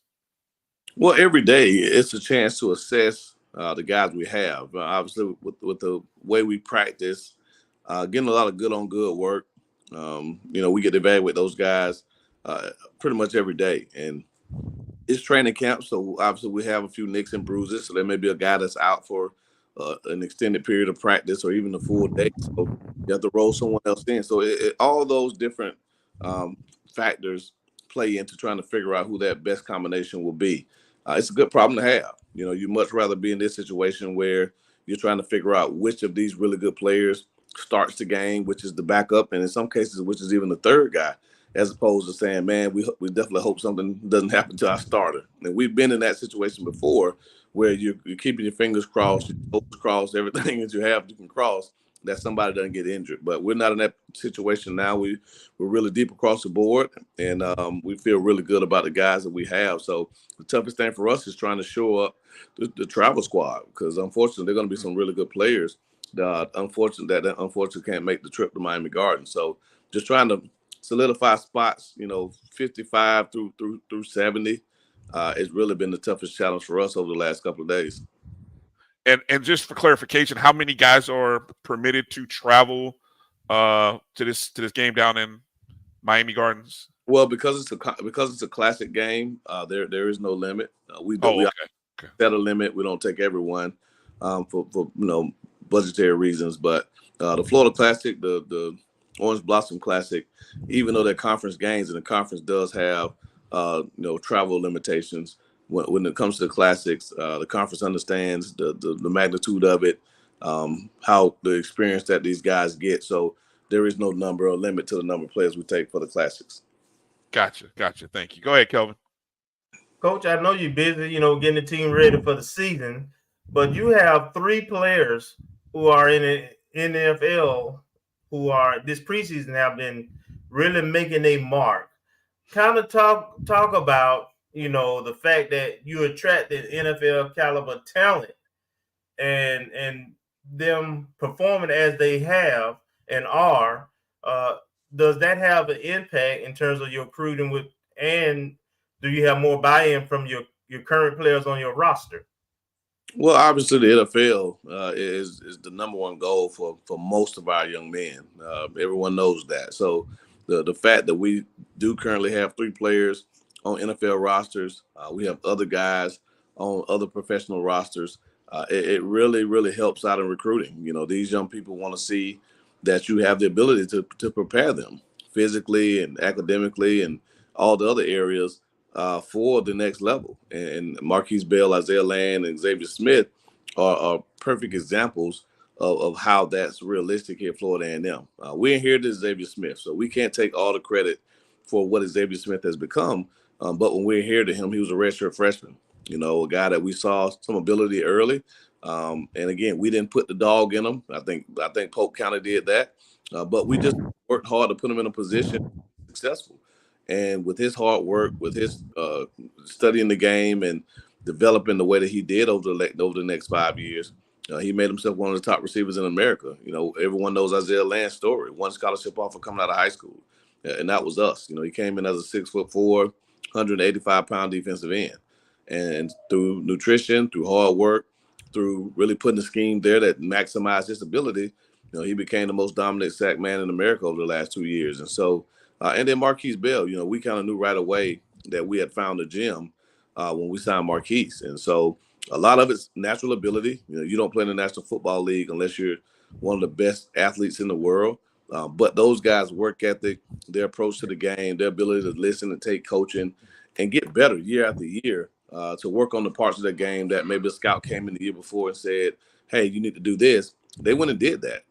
Isaiah knew he needed to gain weight. He committed himself to gaining 15 pounds of muscle going into that last season. And then another 15 pounds of muscle when he left FAMU and went to train. Marquise Bell had to work on his flexibility and straight line speed. Well, when he ran a 4.41 at the NFL Combine, Xavier Smith needed to bulk up, came back and threw up 225 13 times, as a guy who probably could only do it 3 or 4 times when he was at FAM. So, again, just the work that those guys put in, to me, is no surprise given the natural ability that they are showing that they belong. And because of that, we can obviously continue to sell that message to prospective student athletes that you can accomplish all your goals right here at FAMU. Get a great education from the #1 public HBCU in America, win games, play on national television, play in NFL stadiums, play in classics on national television, and make all-star games and play NFL. And that's the mark of a really strong program, and that's what we're trying to continue to build here. Woo! That's the recruit pitch. So Kelvin about to strap him up now. Yes, we just gonna play. I'm just gonna play that to any young man. We just gonna gonna save that and then rewind that. Any young Yes, man sir. we see out there, we just gonna hit record. Hey, young man, let me let you listen to this real quick. Go ahead, Marcus. Good evening, Coach. Hey, good evening. I wanted to ask you, well, actually, if you could share with us and the audience about your new special teams coordinator, Doc Gamble, what he brings to the team, and what he brings as it relates to almost crafting a brand new special teams unit with a lot of new faces. Yeah, no doubt. I mean, I think anyone who's followed us and heard me talk knows how much I value special teams. It's the third phase of the game, but it's the phase that oftentimes can be that deciding factor, in winning and losing, being dominant, making the game close that shouldn't be close. We have an old saying that upsets and routes happen in the kicking game. And so, when you're favored in a game, which we will be favored in most of our games this year, how do you route someone, which means you beat them really badly? Hey, block a punt and return it for a touch, return a kick for a touchdown. Have great returns and give the offense a short field. Force them to shank a punt and make them, give us a short field or put enough pressure to make them go to long field. And those type things over the course of a 60-minute game really, really add up. And so the value we place on special teams when we lost Coach Davis, we had to do a national search to try to identify the most qualified individual to come in and take us to the next level. I thought we performed really well at times last season, but there's always room for improvement. And so Coach Gamble's a guy that I've known now for over 10 years. We actually had the opportunity to work together at Alcorn State back in 2012. He was the running backs coach when I was offensive coordinator. So he's been a head coach in the SWAC, was a head coach at Arkansas Pine Bluff, actually took those guys to the SWAC championship in the COVID spring, and ultimately lost in a really, really close game to Alabama A&M. So he's familiar with the league. He's familiar with the players. He's familiar with FAMU. Obviously he got relieved of his duties the week before we played Pine Bluff last year. And so he had a chance to watch us on film. Obviously, we've known each other for years and have a great relationship. And he knew the type of team that he was coming to lead, to help lead in the special teams phase. And so we do have a lot of new players, some really talented guys. We have some guys who didn't play last year who are really excited to get out there and show what they can do. And I'm excited. I'm excited about what he brings to the table. Very detailed, fundamentally oriented guy that I think is going to, again, give our special teams unit a chance to be, revered and feared, much like the Florida State teams of the 90s, the Virginia Tech teams of the early 2000s. That's my goal as the head coach. I want people to look at us on film and say, if you're not perfect in protection, FAMU's going to block the kick. If you don't cover perfectly and stay in your lane, FAMU's going to run back for a touchdown. Like, that's the type of fear that I want to instill in our opponents this year when they watch us on film. And I think Coach Gamble can bring that to the table. Okay, thank you. All right, so Coach, and just kind of looking at the numbers and the trends from the last few years, running game has been it feels like it's been an up and down thing with our production in terms of that run pass. Last year, obviously, we know we didn't have a lot of success running the ball. We were kind of 53-47. But the years when it's been great, it's almost been 50-50.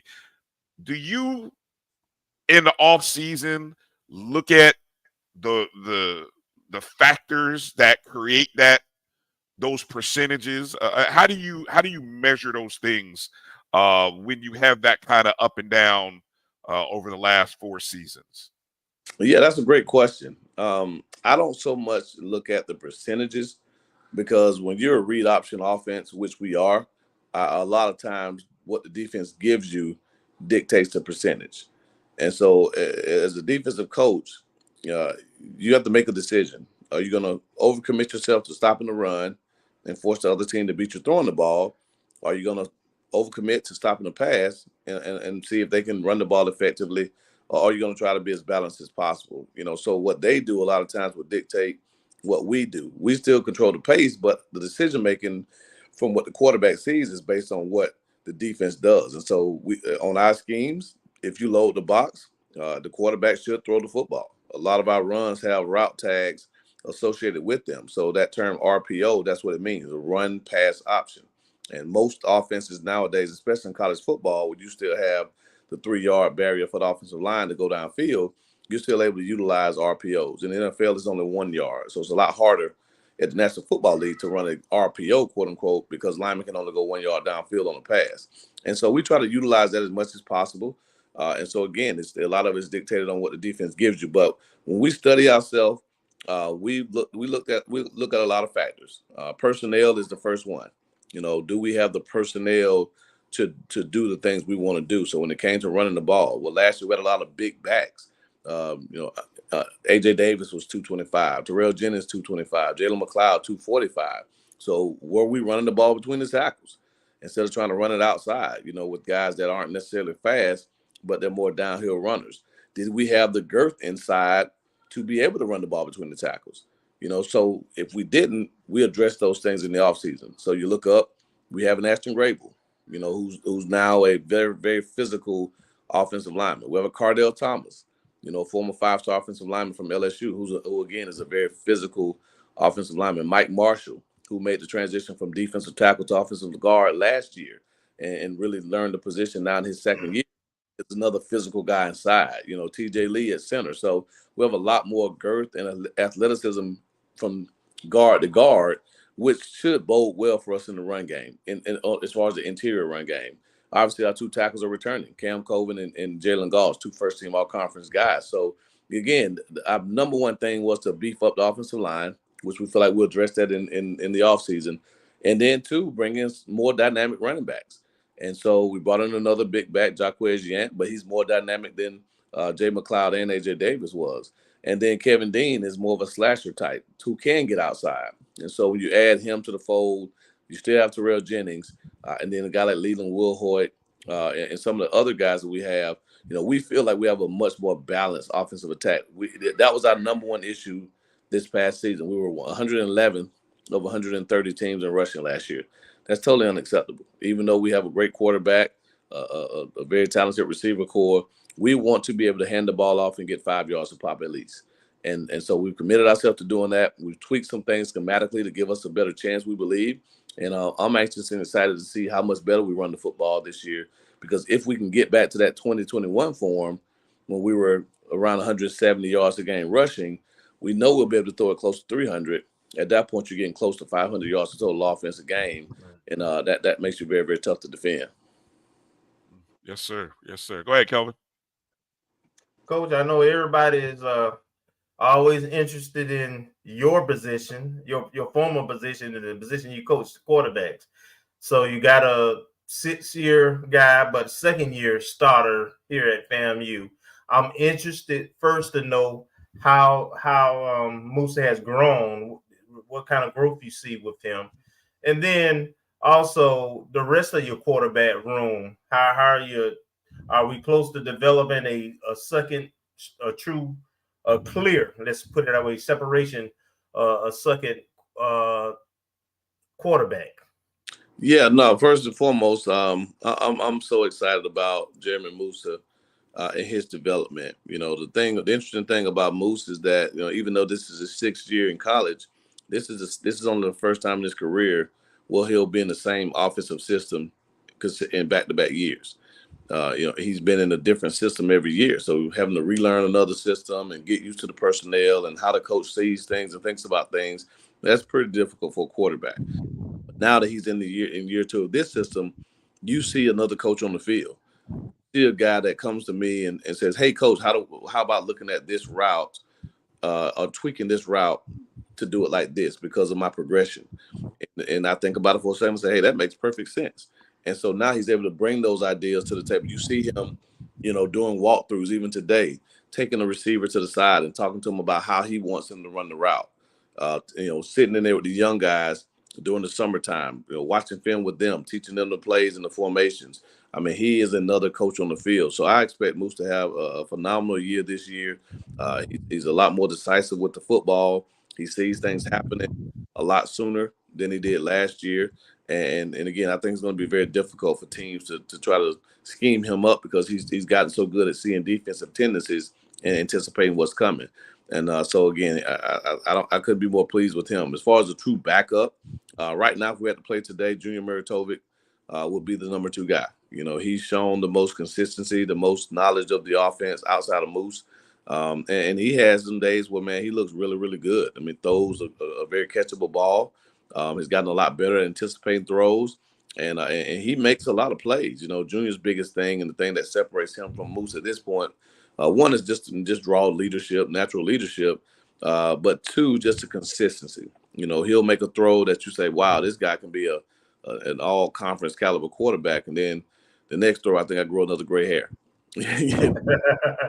Just to have that consistency day in, day out playing. That's important at the quarterback position. And then behind him, I mean, they're really 3 guys that are battling that, I don't want to say 3rd spot, but that 2B spot. Corey Jordan is a guy that's been in the program for 3 years now. Probably the most athletic guy of the bunch, 6'4", 195, can really run, strong arm. And then DJ Boney, who many Rattlers will know, his dad Demetrius Boney played linebacker for Coach Riley, back in his day. But Demetrius has a lot of talent as well. Both good size, over 6 feet, over 200 pounds. Both can really run. Both have really strong arms. They just don't understand the offense as well as those other 2 guys. And so if either one was forced to play, we'd have to scale things back a little bit and maybe keep it very simple, not move around as much, not ask them to do as many full field reads, maybe some half field reads just to get the ball out of their hands. But physically, they can get the job done. And then I think the guy that was making a lot of progress, but unfortunately, came up with an illness was Trey Fisher.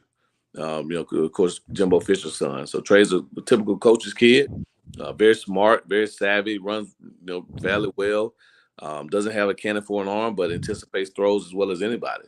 And so, again, I'm really excited about the room. We have a really talented room. And, my goal is to keep pushing all of them, not to just kind of get used to focusing on Moose and his development, but try to develop everyone. Because at some point, they may be thrust into a game. Last year in the Florida Classic, you look up, Corey Jordan was in action and had to go in and take a drive for us. So, if that's the case this year, they got to be ready. And so, Moose is a clear-cut starter. There is no competition at this point. We're going to ride him until the wheels fall off. But it is our job to develop a solid 2 and a number 3 guy in the event something happens. And then, again, to make sure that we don't have to keep going outside and transfer quarterbacks every year, because you would prefer to have a guy that's been in your system a long time instead of having to reteach someone, coming in January. Okay. All right. Go ahead, Marcus. Coach Simmons, coming into this season, the expectations are high. I mean, not only from the fans, but there's a lot of accolades coming from external sources and predictions for the season. We know that's all preseason hype. But do you expect, in terms of this season, any different type of, how shall I put it? Not expectations, but in terms of going into the season being the hunted versus the hunter, if you will, even though we know FAMU always comes in with a target on its back because we are FAMU. Do you expect anything different or any higher level of intensity from the competition that you'll play this season? Yeah, obviously there are high expectations. As you alluded to, there are always high expectations, whether the media places them on us or our own people place them on. The expectations are through the roof, and rightfully so. A lot of guys, don't come to FAMU. You don't want to be expected to be the best academically, athletically, socially. That's who we are, and that's who we've always been. And so, we don't mind the expectations. Actually, we come to expect it. The difference with this team, my biggest thing every year is that my goal is for us to maximize our potential. Teams in the past, I've always felt that we had a chance to be in the mix. You go into the season, you look across the league, and you say, hey, the ball bounces the right way. We do this, that, the third. We'll be in the mix. And we've been in the mix every year. Every year I've been at FAMU, we've either been right there, second place, or in 2019, we won it all, but just, because the self-imposed ban couldn't claim it. And so we've had really good teams. This team, because of the amount of talent we have, the amount of depth we have, having the right people in the key positions, I think this team's ceiling is as high or higher than any team I've coached at this level. And I think that's the difference. You know, this group really comes together, really buys in to the idea of our 7 F's. And we talked about it in detail last night as a football team. We can be as good as any team in the last 30 years. You know, again, I stop at 30 because I don't even want to try to compare us to the 78 team or the teams of Jake Gaither's era. That's just not fair to put us in that stratosphere because, you know, those are generational teams, you know. But modern football, I could say, probably started, you know, in the mid 90s. And so I think the team we have this year can be as good as any team that Billy Joe fielded. You know, Ken's championship years, the championship team Joe Taylor had, you know, I think this team can be up there or even exceed what they were able to accomplish on the field. And so, I don't place higher expectations on this team or myself because, again, my goal as a head coach is to assess where we are every day and get us to that pinnacle, you know, and I think we're on our way. We still obviously have some work to do. But, again, if this team can come together, man, I tell you, it can be a scary year for the team across the field from us. Yes, indeed. Yes, indeed. Coach, I want to get you out of here with this last question, last thought. Obviously, the week 0 contest is upon us this Saturday, the beginning of the college football season. And we get a chance. You, your coaching staff, everybody gets a chance to kind of sit back and watch South Carolina State and Jackson State, our week 1 opponent, on ABC Saturday night. I'd like for you to just maybe touch on the impact of that game being on ABC, and then we get to follow it up with our own national televised game on ESPN. But then just the opportunity to kind of watch Jackson State in prime time and how that benefits you and everybody this year, you and the staff and the players. Yeah, you know, people who know me know I'm never one for excuses. You know, I don't make them. I don't think they're productive at all. I speak in facts, you know, and sometimes the fact may be misconstrued as an excuse. But the facts of the last 2 games in 2021, we were coming off a year layoff. You know, we had not played football in 180 days, or might have been longer than that, by the time we took the field. And so we didn't know what we were, let alone what Jackson State was. You know, and they had a chance to play in the spring. But still introduce a lot of new players. You know, a lot of the guys that took the field that in that game in 2021 didn't play for them in the spring. So just, you know, didn't really have a chance to scout them the way that, you know, you would normally scout an opponent. And then last year, obviously, they had a new offensive coordinator, you know, first-time play caller, same defensive coordinator, but a first-time offensive play caller. And then we had a week 0 game, you know, so they had a chance to scout us the first week, put a solid plan together. We didn't have a chance to scout them, so didn't really have a solid idea of what they were going to do, particularly offensively. And you know, obviously we went out there and didn't play very well. And so, you know, not saying that this year's game will be that much different because they play a week 0 and we don't. But this will be the first time in this series, at least, that we have a chance to at least scout one game, to know their personnel, to know kind of what their base offense, defense, and special teams looks are. Obviously, I'm sure they're holding some things back. You know, they won't empty the gun, relatively speaking, Saturday against South Carolina State. As much as they want to win the MEAC SWAC Challenge, their number one goal is to beat us in the OBC, right? And again, everything they want. The goal is not to start in Atlanta, but to finish in Atlanta for Jackson State. So they want to win. Obviously, Coach Taylor wants to get off on a good foot. But if I'm him, I'm not showing everything. I'm not showing formations. I'm not showing certain blitz packages. If there's a player who may be a little bit nicked up if you rest them for a week and get them back, you know, fresher versus us, I'm sitting them out. And those are all the decisions as a head coach that you have to make to give yourself the best chance to be successful in the games that matter the most. And so I know that whatever we see Saturday will be only a sample of what we'll get that following Sunday. But we will be watching, obviously. We'll get the film on Sunday and be able to start breaking it down like we do every opponent. And we'll do our best job to put a solid game plan together that will maximize the strengths that we have as a football team. You know, there's some things that they'll see from us that they haven't seen. in all three phases.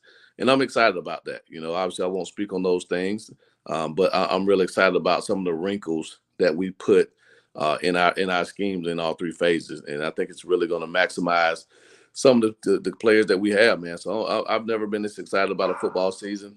I'm ready to go. I kind of wish we played this weekend, but we're going to keep working for the next. We're going to practice 18 tomorrow, so we got 7 more to get it in. We'll get those 7. We'll head down to Miami Gardens on Thursday after practice.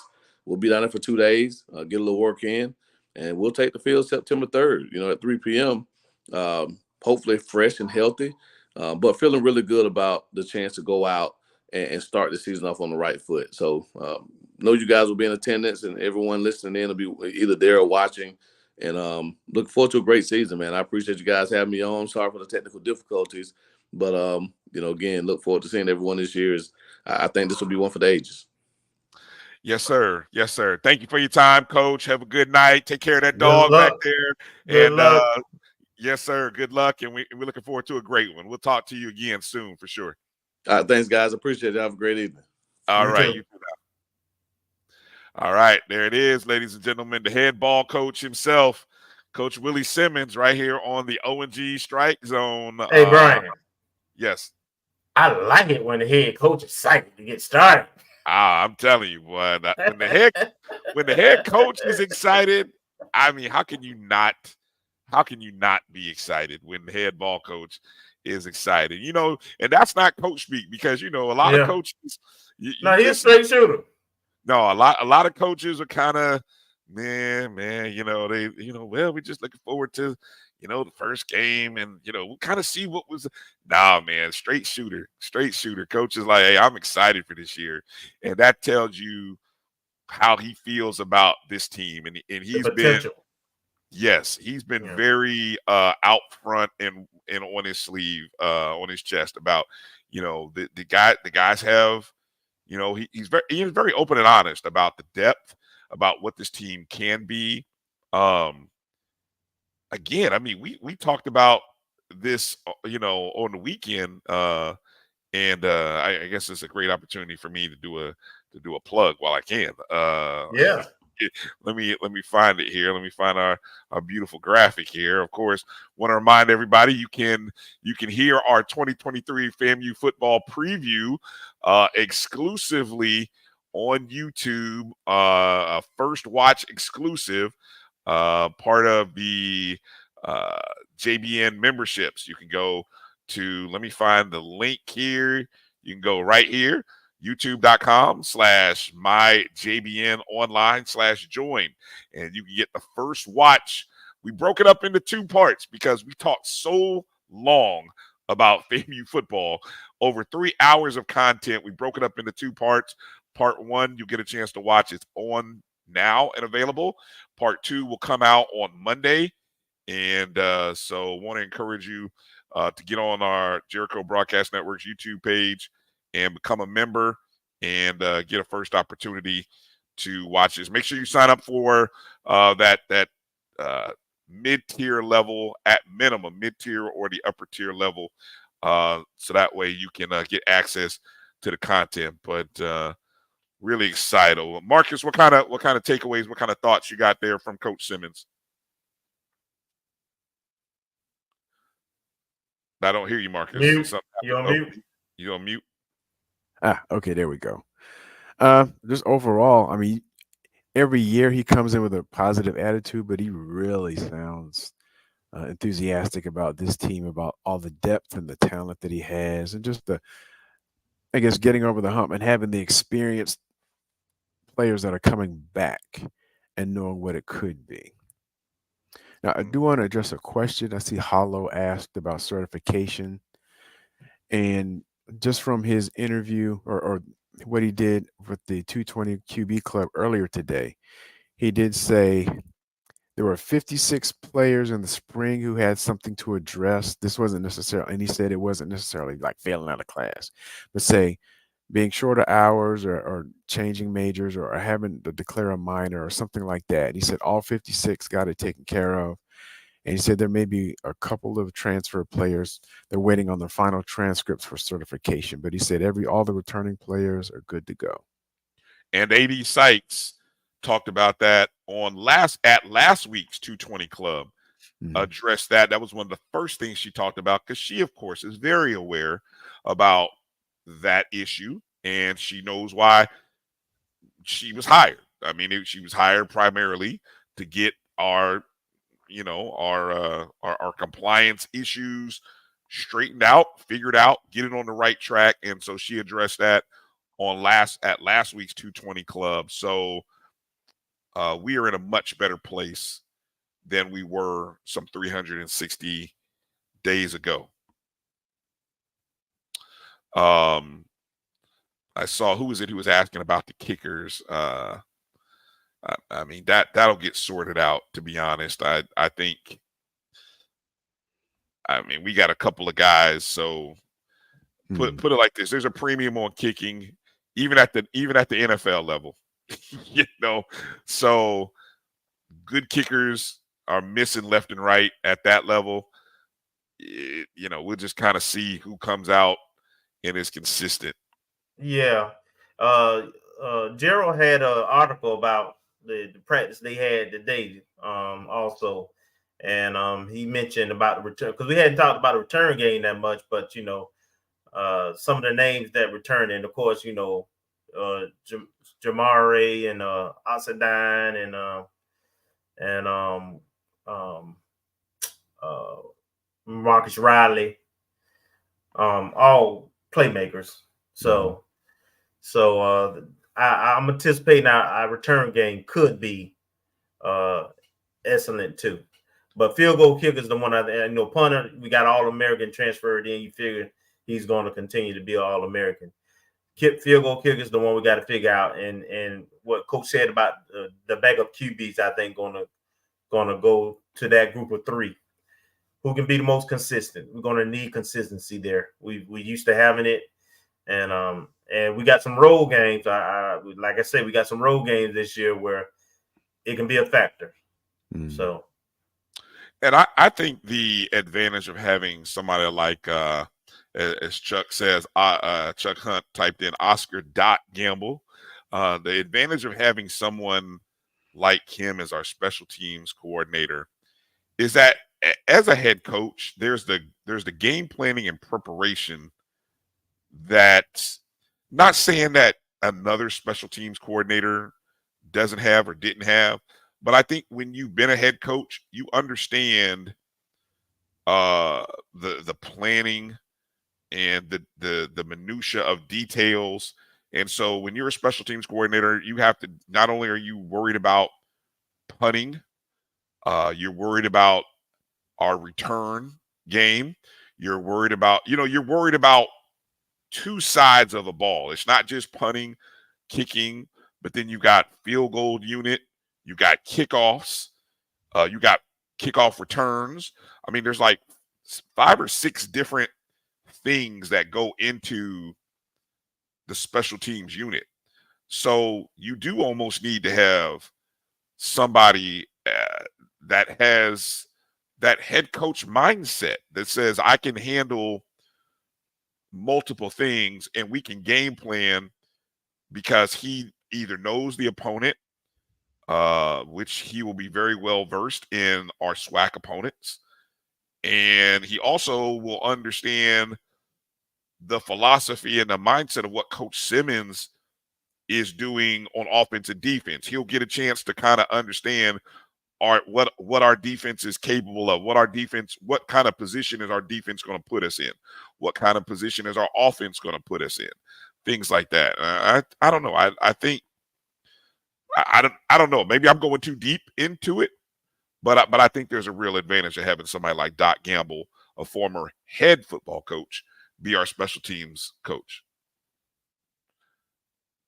Anything you guys want to add in there on the new coach? And who was the other coach that was introduced, Marcus? We also talked about him at the on our preview show. Pat Watkins. Former Lincoln, former Lincoln High School and Florida State DB, and played for the Cowboys and I think one other team in the NFL. Yeah, he's a big dude. I was watching the 220 Club, and I was like, man, he was like a head Yeah, taller than Coach spoke. Simmons. Yeah, like Sid spoke. I did not realize he was that big. Yeah. Yeah. So good stuff there. All right, let's a couple more things. As Coach, I don't know whether it was who mentioned it, you or Gerald. We mentioned the guys who were named on the Reese's watch list. Who was that? I can't even remember which segment that was. Kelvin. Okay, yeah. Early on, yeah. Yeah, so you have Javen Morgan, number 2 DB standing back there. Sitting down on the left, you've got Kendall Bowler, and then Marcus Riley, wide receiver. I mean, that's kind of interesting. You know, when I was listening to a great podcast. If you guys ever listen to the Golden Boot, Kelvin, you and I were on the show. They had the HBCU hour earlier this week, and he had on Kelly Flicks, Pooh Bear and Ant had on Kelly Flicks and Zach from Blue Bloods. And I love hearing Zach. Now, this again, Zach covers FCS, but these watch lists, I don't mean to poo-poo, you know, anybody being put on a watch list. But but no, I just from the standpoint of, you know, when you have a watch list and you leave guys out, like, I mean, no disrespect to Marcus Riley, but Jamar H. Reed didn't deserve to join Marcus Riley. I mean, I'm just asking the question, you know. So it's like I love the fact that, you know, these guys are on the Senior Bowl radar, you know, but you wonder sometimes when certain people don't make it, it's more so why didn't they make it? And don't tell me the whole, well, if he makes it, then who are you going to take off? It's a preseason watch list. You can put as many damn people on the list as you want. But I don't know. You'll say I'm poo-pooing. I'm not poo-pooing anything. I'm just asking a question. Like I said, and it's only a question because I was listening to the podcast this morning, and I'm listening to Zach, and I'm like checking my head. I'm like, yeah.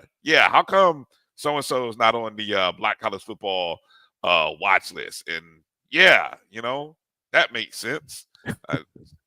Just getting mad. Yeah, I know I wasn't getting mad. I was just curious. I was asking I was just asking questions. So yeah. Anyway, you can go to FAMUathletics.com, read the article. There's even a breakdown of the watch list, and there's a conference breakdown as well. Which did anybody take a look at that? What's the SWAC numbers on the conference breakdown? Let me see. I'm just going to do a quick scroll. I did not see. SWAC. Oh, well, there were only 5 total players from the SWAC, and guess what? You're looking at 3 of them right there. So I'm sure the DN or Sundiana. Yeah, there's one from Grambling. There's one from Grambling, and one from Alcorn State, which I'm sure is the running back. Running back, I'm sure, probably Howard. Yeah. Other HBCUs, Howard had 1 player. North Carolina Central had 2.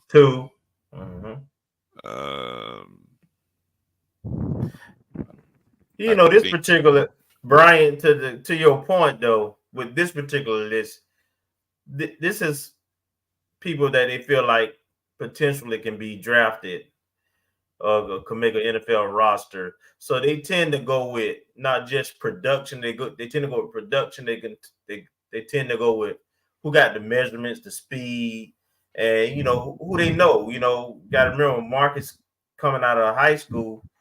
I mean, he went Power 5, so he's more known in those draft circles. So if I had to guess, that's probably it. Fair or unfair, but you know, that this particular list is that's what they're looking at, who projects to the next level. Yeah. Good point. Take a quick gander back at Kelvin's pictures. Let's see if there's anybody else. Oh yeah, so final picture there was Kelvin with Coach Gordon. I like her, man. It's still wait and see, but I like her approach, how she's approachable. I like the things that she say. She's very genuine. She wasn't afraid. She said when she come on the OG, she needs some money, so she gonna be she want to pitch supporting her program. I say absolutely. So of course. But I think she has some traits, some characteristics. She's a real grown up, and I think it may serve her well. I really do. She's definitely growing on me. Oh yeah, I mean there's a grown woman stepping into the role. I mean, this isn't someone who just came out of college. I mean, if you have access to the 220 Club on YouTube, I think you got to look up Eddie Jackson's name on YouTube.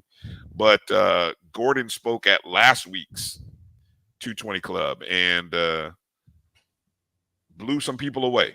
Mm-hmm. I know, some people who are very adamant and I won't say critical, but a lot of people think they're critical. Were blown away by Coach Gordon. So I'm encouraged. I think we all ought to be encouraged. Okay, let's get ready to wrap up the show with this final thought here because MEAC SWAC Challenge is Saturday. South Carolina State and Jackson State. So here I go. We kind of get to do our first predictions of the year. First game predictions. And we've given our thoughts on over and unders last week. And here we are with South Carolina State and Jackson State. And so, Marcus, I will lead it off and throw it to you, and you can go with score, analysis of the game, wherever you want to go with your take on the MEAC SWAC Challenge. But most importantly, you have to tell us who you think will win. Well, I mean, I haven't scouted either team real heavily, but just knowing Coach Buddy Pugh, I'm not saying it's going to be a replay of the Celebration Bowl 2 years ago, but I think Jackson State, they better strap up because Buddy Pugh comes to run the ball, play tough defense, and try to play as fundamental as possible. Plus, he's got I don't know if he's a 5th year or 6th year player in Corey Fields. 6. And I remember go ahead. When we played him, I think the game that we won 2 years ago, I want to say it might have been the first year we were in a SWAC, and we went up there and we had that big lead, and we gave up 2 block punts, and we had to get a last-minute touchdown to Kamari Young. He had switched quarterbacks because the quarterback first, I think, was ineffective, and then he brought Corey Fields in, and he was moving the ball. And this was 2020. This is 21. So after 2 or 3 years, and I guess you could see South Carolina State season kind of went down after he got injured last year. Mm-hmm. And now you come back with a veteran quarterback with an old school coach who likes to run the ball and play tough defense and make you work for everything against a first-time head coach who's had at least 60 to 70% of his roster turned over. Oh, more than that. This is their first game. And that's about, because they said about 50 to 60 players. So that's at least 50% if you go above. I mean, yeah. But based on the roster limit for FCS, which I believe is 105. Mm-hmm. So you have a lot of moving parts and a lot of newness. I mean, we're sitting here worrying about our kicking game with all brand new kicking units, and he's got transfers, and this is not disparaging anything about Jackson State. Says I don't want no hate mail on or whatever, flames on Twitter, but just the sheer turnover of people And then you got Buddy Pugh coming in, just laying in the weeds, like Lee Corso would say, or Kirk Herbstreit, just laying in the weeds. So I think South Carolina State's going to take it. I don't know what the score. It might be a low-scoring affair. Who knows? It could be like 21-17. It could be 28-14, something like that. But I think SC State will pull it out. All right, Kelvin, what do you got? And Marcus hit out the park. He got most of the talking points. But the bottom line for me is it's the known versus the unknown. Jackson State is talented, but I don't know how that talent looks playing together. And South Carolina State is not a typical first game.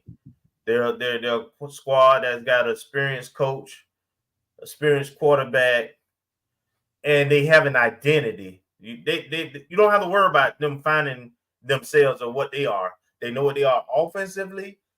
They know what they are defensively, and more important, in my opinion, with this particular game especially, they know what they are from a special team standpoint. So if Jackson State talent plays up to its level and don't turn the ball over, I think it's a one-score game. I think it'll be more lower scoring. So I tend to like Marcus take on it probably 17-14, but I don't know if Jackson State can play a clean game or not.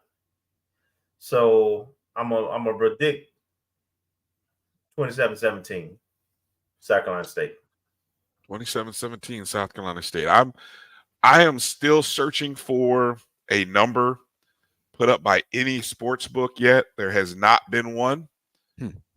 And part of that is because bookmakers don't know how to obviously set FCS games. And then for a week 0, week 1 game, they're completely clueless. And so that opens up a betting opportunity because many of the data analytics sites are predicting Jackson State to win by at least 2 touchdowns. And I agree with every point you two just said. And I'll underscore it by saying if JSU is beating South Carolina State with a new squad by 2 touchdowns, then A, South Carolina State's going to have a bad season. And B, Jackson State is going to be really, really good this year. Yeah. And we're going to have to strap on our helmets for the OBC because they're going to come. Yeah. But that would be a really good sign for them, yeah. Yeah, so that's the positive side for Jackson if that were to happen. But and again, I said 2 touchdowns. A close game could mean anything. You could have 2 bad teams and have a close game, right? But again, the predictor of 2 touchdowns, that means expectation is what? And I just don't see it. I'm going with South Carolina State outright, but more importantly, as I've said, the AD, I'm taking not only this paycheck, but I'm taking the next paycheck. I'm giving that to AD and let him bet that one. But I'm just saying there's no way 2 touchdowns. No. South Carolina State covers 14, 15 points, whatever it is. And they might even win the money line. But I'm looking for South Carolina State to cover 2 touchdowns. And to actually, I think they went outright, but they at least cover. So when you see me, well, you won't see me in where I'm gonna be. I'm gonna be working, so I can't be all excited. But when you see me in the post game show and you see me counting stacks, it's because Dr. B just cashed in. So I'm just giving y'all a heads up when you watch the post game show. That's what you got to watch for. So I think we're all going with South Carolina State, but it'll be interesting. And you know what, Stephen, Mr. Campbell, there's a lot of people. There's probably a good percentage of Rattlers who think the same way, that will want to see JSU win. I'm personally not one of them. I personally want Jackson State to lose every possible game that's coming to them. in the first 4 weeks of the season. Let me preface that. First 4 weeks of the season. They go and win after that. But no, I'm just kidding. So it'll be interesting to see what happens. But yeah, that game is 7:30 p.m. Eastern on ABC. So as we are all HBCU fans, whether it be FAMU or other sports, we are contractually obligated to cut on ABC, watch the game, retweet, share it, post it. We need to make sure that the numbers are high and that they realize, yo, this is a profitable thing, putting HBCU football on linear TV, big boy network. That only helps our institutions, all of them, in the long run. So we have to be the ones that help create the market, and that's what we have a big chance to do. So that's what this was like. I mean, with the amount of between this weekend and next, with us being on ESPN and the MEAC SWAC Challenge on ABC, this is almost like opening weekend for a movie. And it sets the tone in terms of in terms of viewership and how much and how well it's going to be received from the general public. We know the diehards are going to watch. Yeah. But this is for the people who haven't normally invested their time or finances in HBCU football to see it and embrace it. That's why I hope it's a clean game, a well-played game. I want clean, well-played games. Yeah. All right. That's going to do it for tonight's show. I want to thank everybody for watching. Thank everybody for becoming a member, signing up for the JBN membership. Again, go check out our 2023 our FAMU football preview show. Over 3 hours of content. Part 1 available now on the JBN memberships, which is on YouTube. So it's a first watch opportunity for anybody who's a YouTube member. And part 2 will air on Monday, and then we'll see what happens from there. But first watch opportunity for JBN members. So we hope that you'll support not only our show, but you'll take time to support the Black College Sports Network and Jericho Broadcast Networks as well. We didn't even. I'd be remiss, real quick, guys, if you bear with me, because I knew in the back of my mind I wanted to make sure we mention it. Yes, this weekend is the opening weekend for volleyball, and so the Lady Rattlers, two-time defending SWAC champions, are playing in the UAB tournament. So they're in Birmingham, Alabama. So any Rattlers in Alabama, in the Birmingham, Alabama area, this is a great weekend to watch our Lady Rattlers. They take on they actually have a game each day. One game on Friday against Austin P. That's a 5 p.m. Eastern. So that's 4 p.m. Birmingham time, because they are on Central. Then on Saturday, they take on the University of Buffalo, 1 p.m. Eastern. That's noon Birmingham time. And then they play host UAB on Sunday, 2 p.m. Eastern. That's 1 Birmingham. That's 1 in the afternoon Birmingham time. Those games are all played over at the University of Alabama, Birmingham. I don't know if that's on. I think that's I don't know exactly where. We'll tweet out where. But if you're in the Birmingham, Alabama area, download the FAMU Athletics app, and then it'll get you the information. So be interested to see how the ladies do. I'd love for them to be able to get at least 2 out of 3 at or at least 1 at worst. From either Austin, against these teams. It's early. It's early, so we're gonna find out who we are, but it's early for those other teams as well. So it's really gonna come down to talent. Yeah, but some of them been, as the coach mentioned, some of them been together during the summer, while our team hasn't. So I want to keep that in mind. We may not look the first week, second week like we're going to look the third and fourth week. Good point.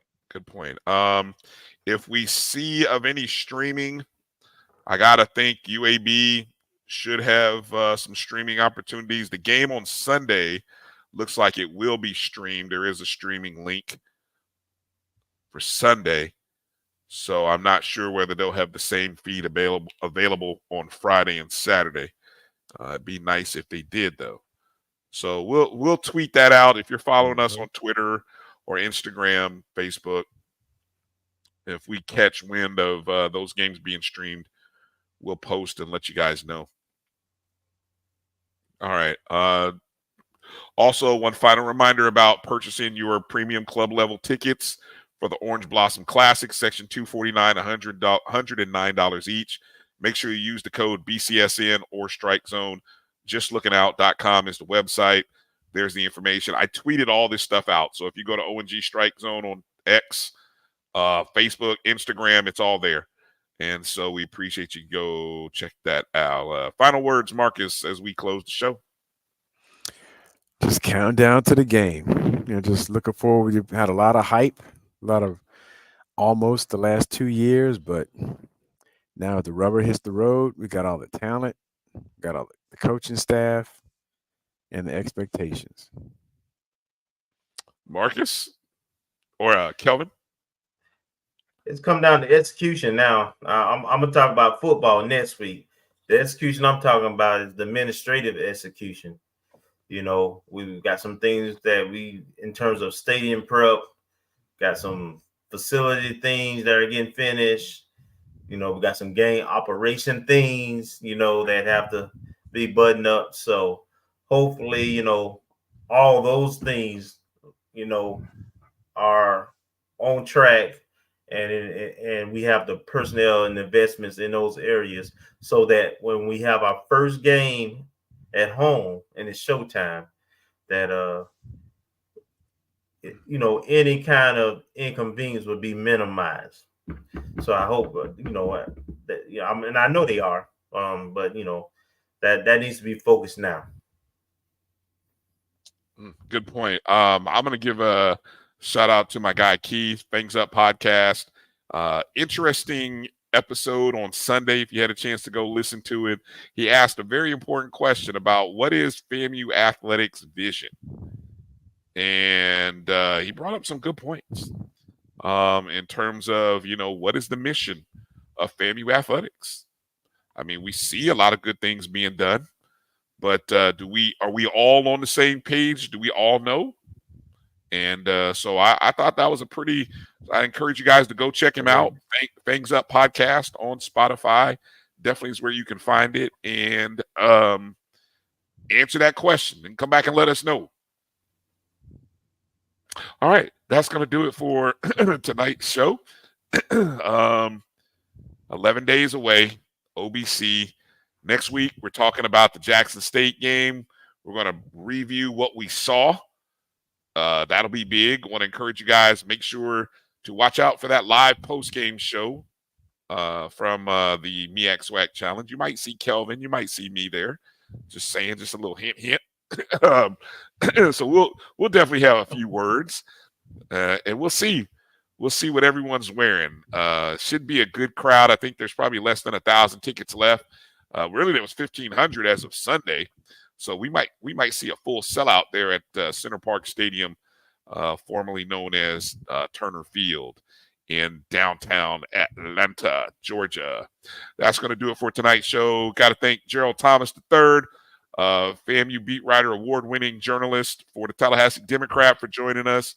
Also, Majesty and Lourdess Hemmingway, nieces of the show. Good to actually hear from them, talk to them. And they are doing well, beautiful as ever, and they are so much their father's daughter. Love just seeing Kofi in them every time we see them, whether it be their smile, the eyes. I mean, did you catch Majesty's eyes when she looked at her? I mean, just all of that stuff, man. I love it. And so We thank them for coming on. We always keep Kofi in our thoughts and prayers and our spirit, and this football season will be a first without him. And so there will be moments when I'm sure we'll catch ourselves and be like, damn, where's Kofi right now? So we'll have time to we'll reflect, I'm sure, every week, every day during this football season without him. And so just keep the Hemingway family in your thoughts and prayers, and Kofi's wife and his mother and all of them. Keep the family in your thoughts and prayers. And then, of course, Coach Simmons for joining us. Got to thank him. Head ball coach. It's going to be a busy week next week, so it was great that we got him in this week. And as he said, the preparation is on for Jackson State. So we're looking forward to a great 2023, and that's going to do it. So for Marcus and Kelvin, I'm Bryan.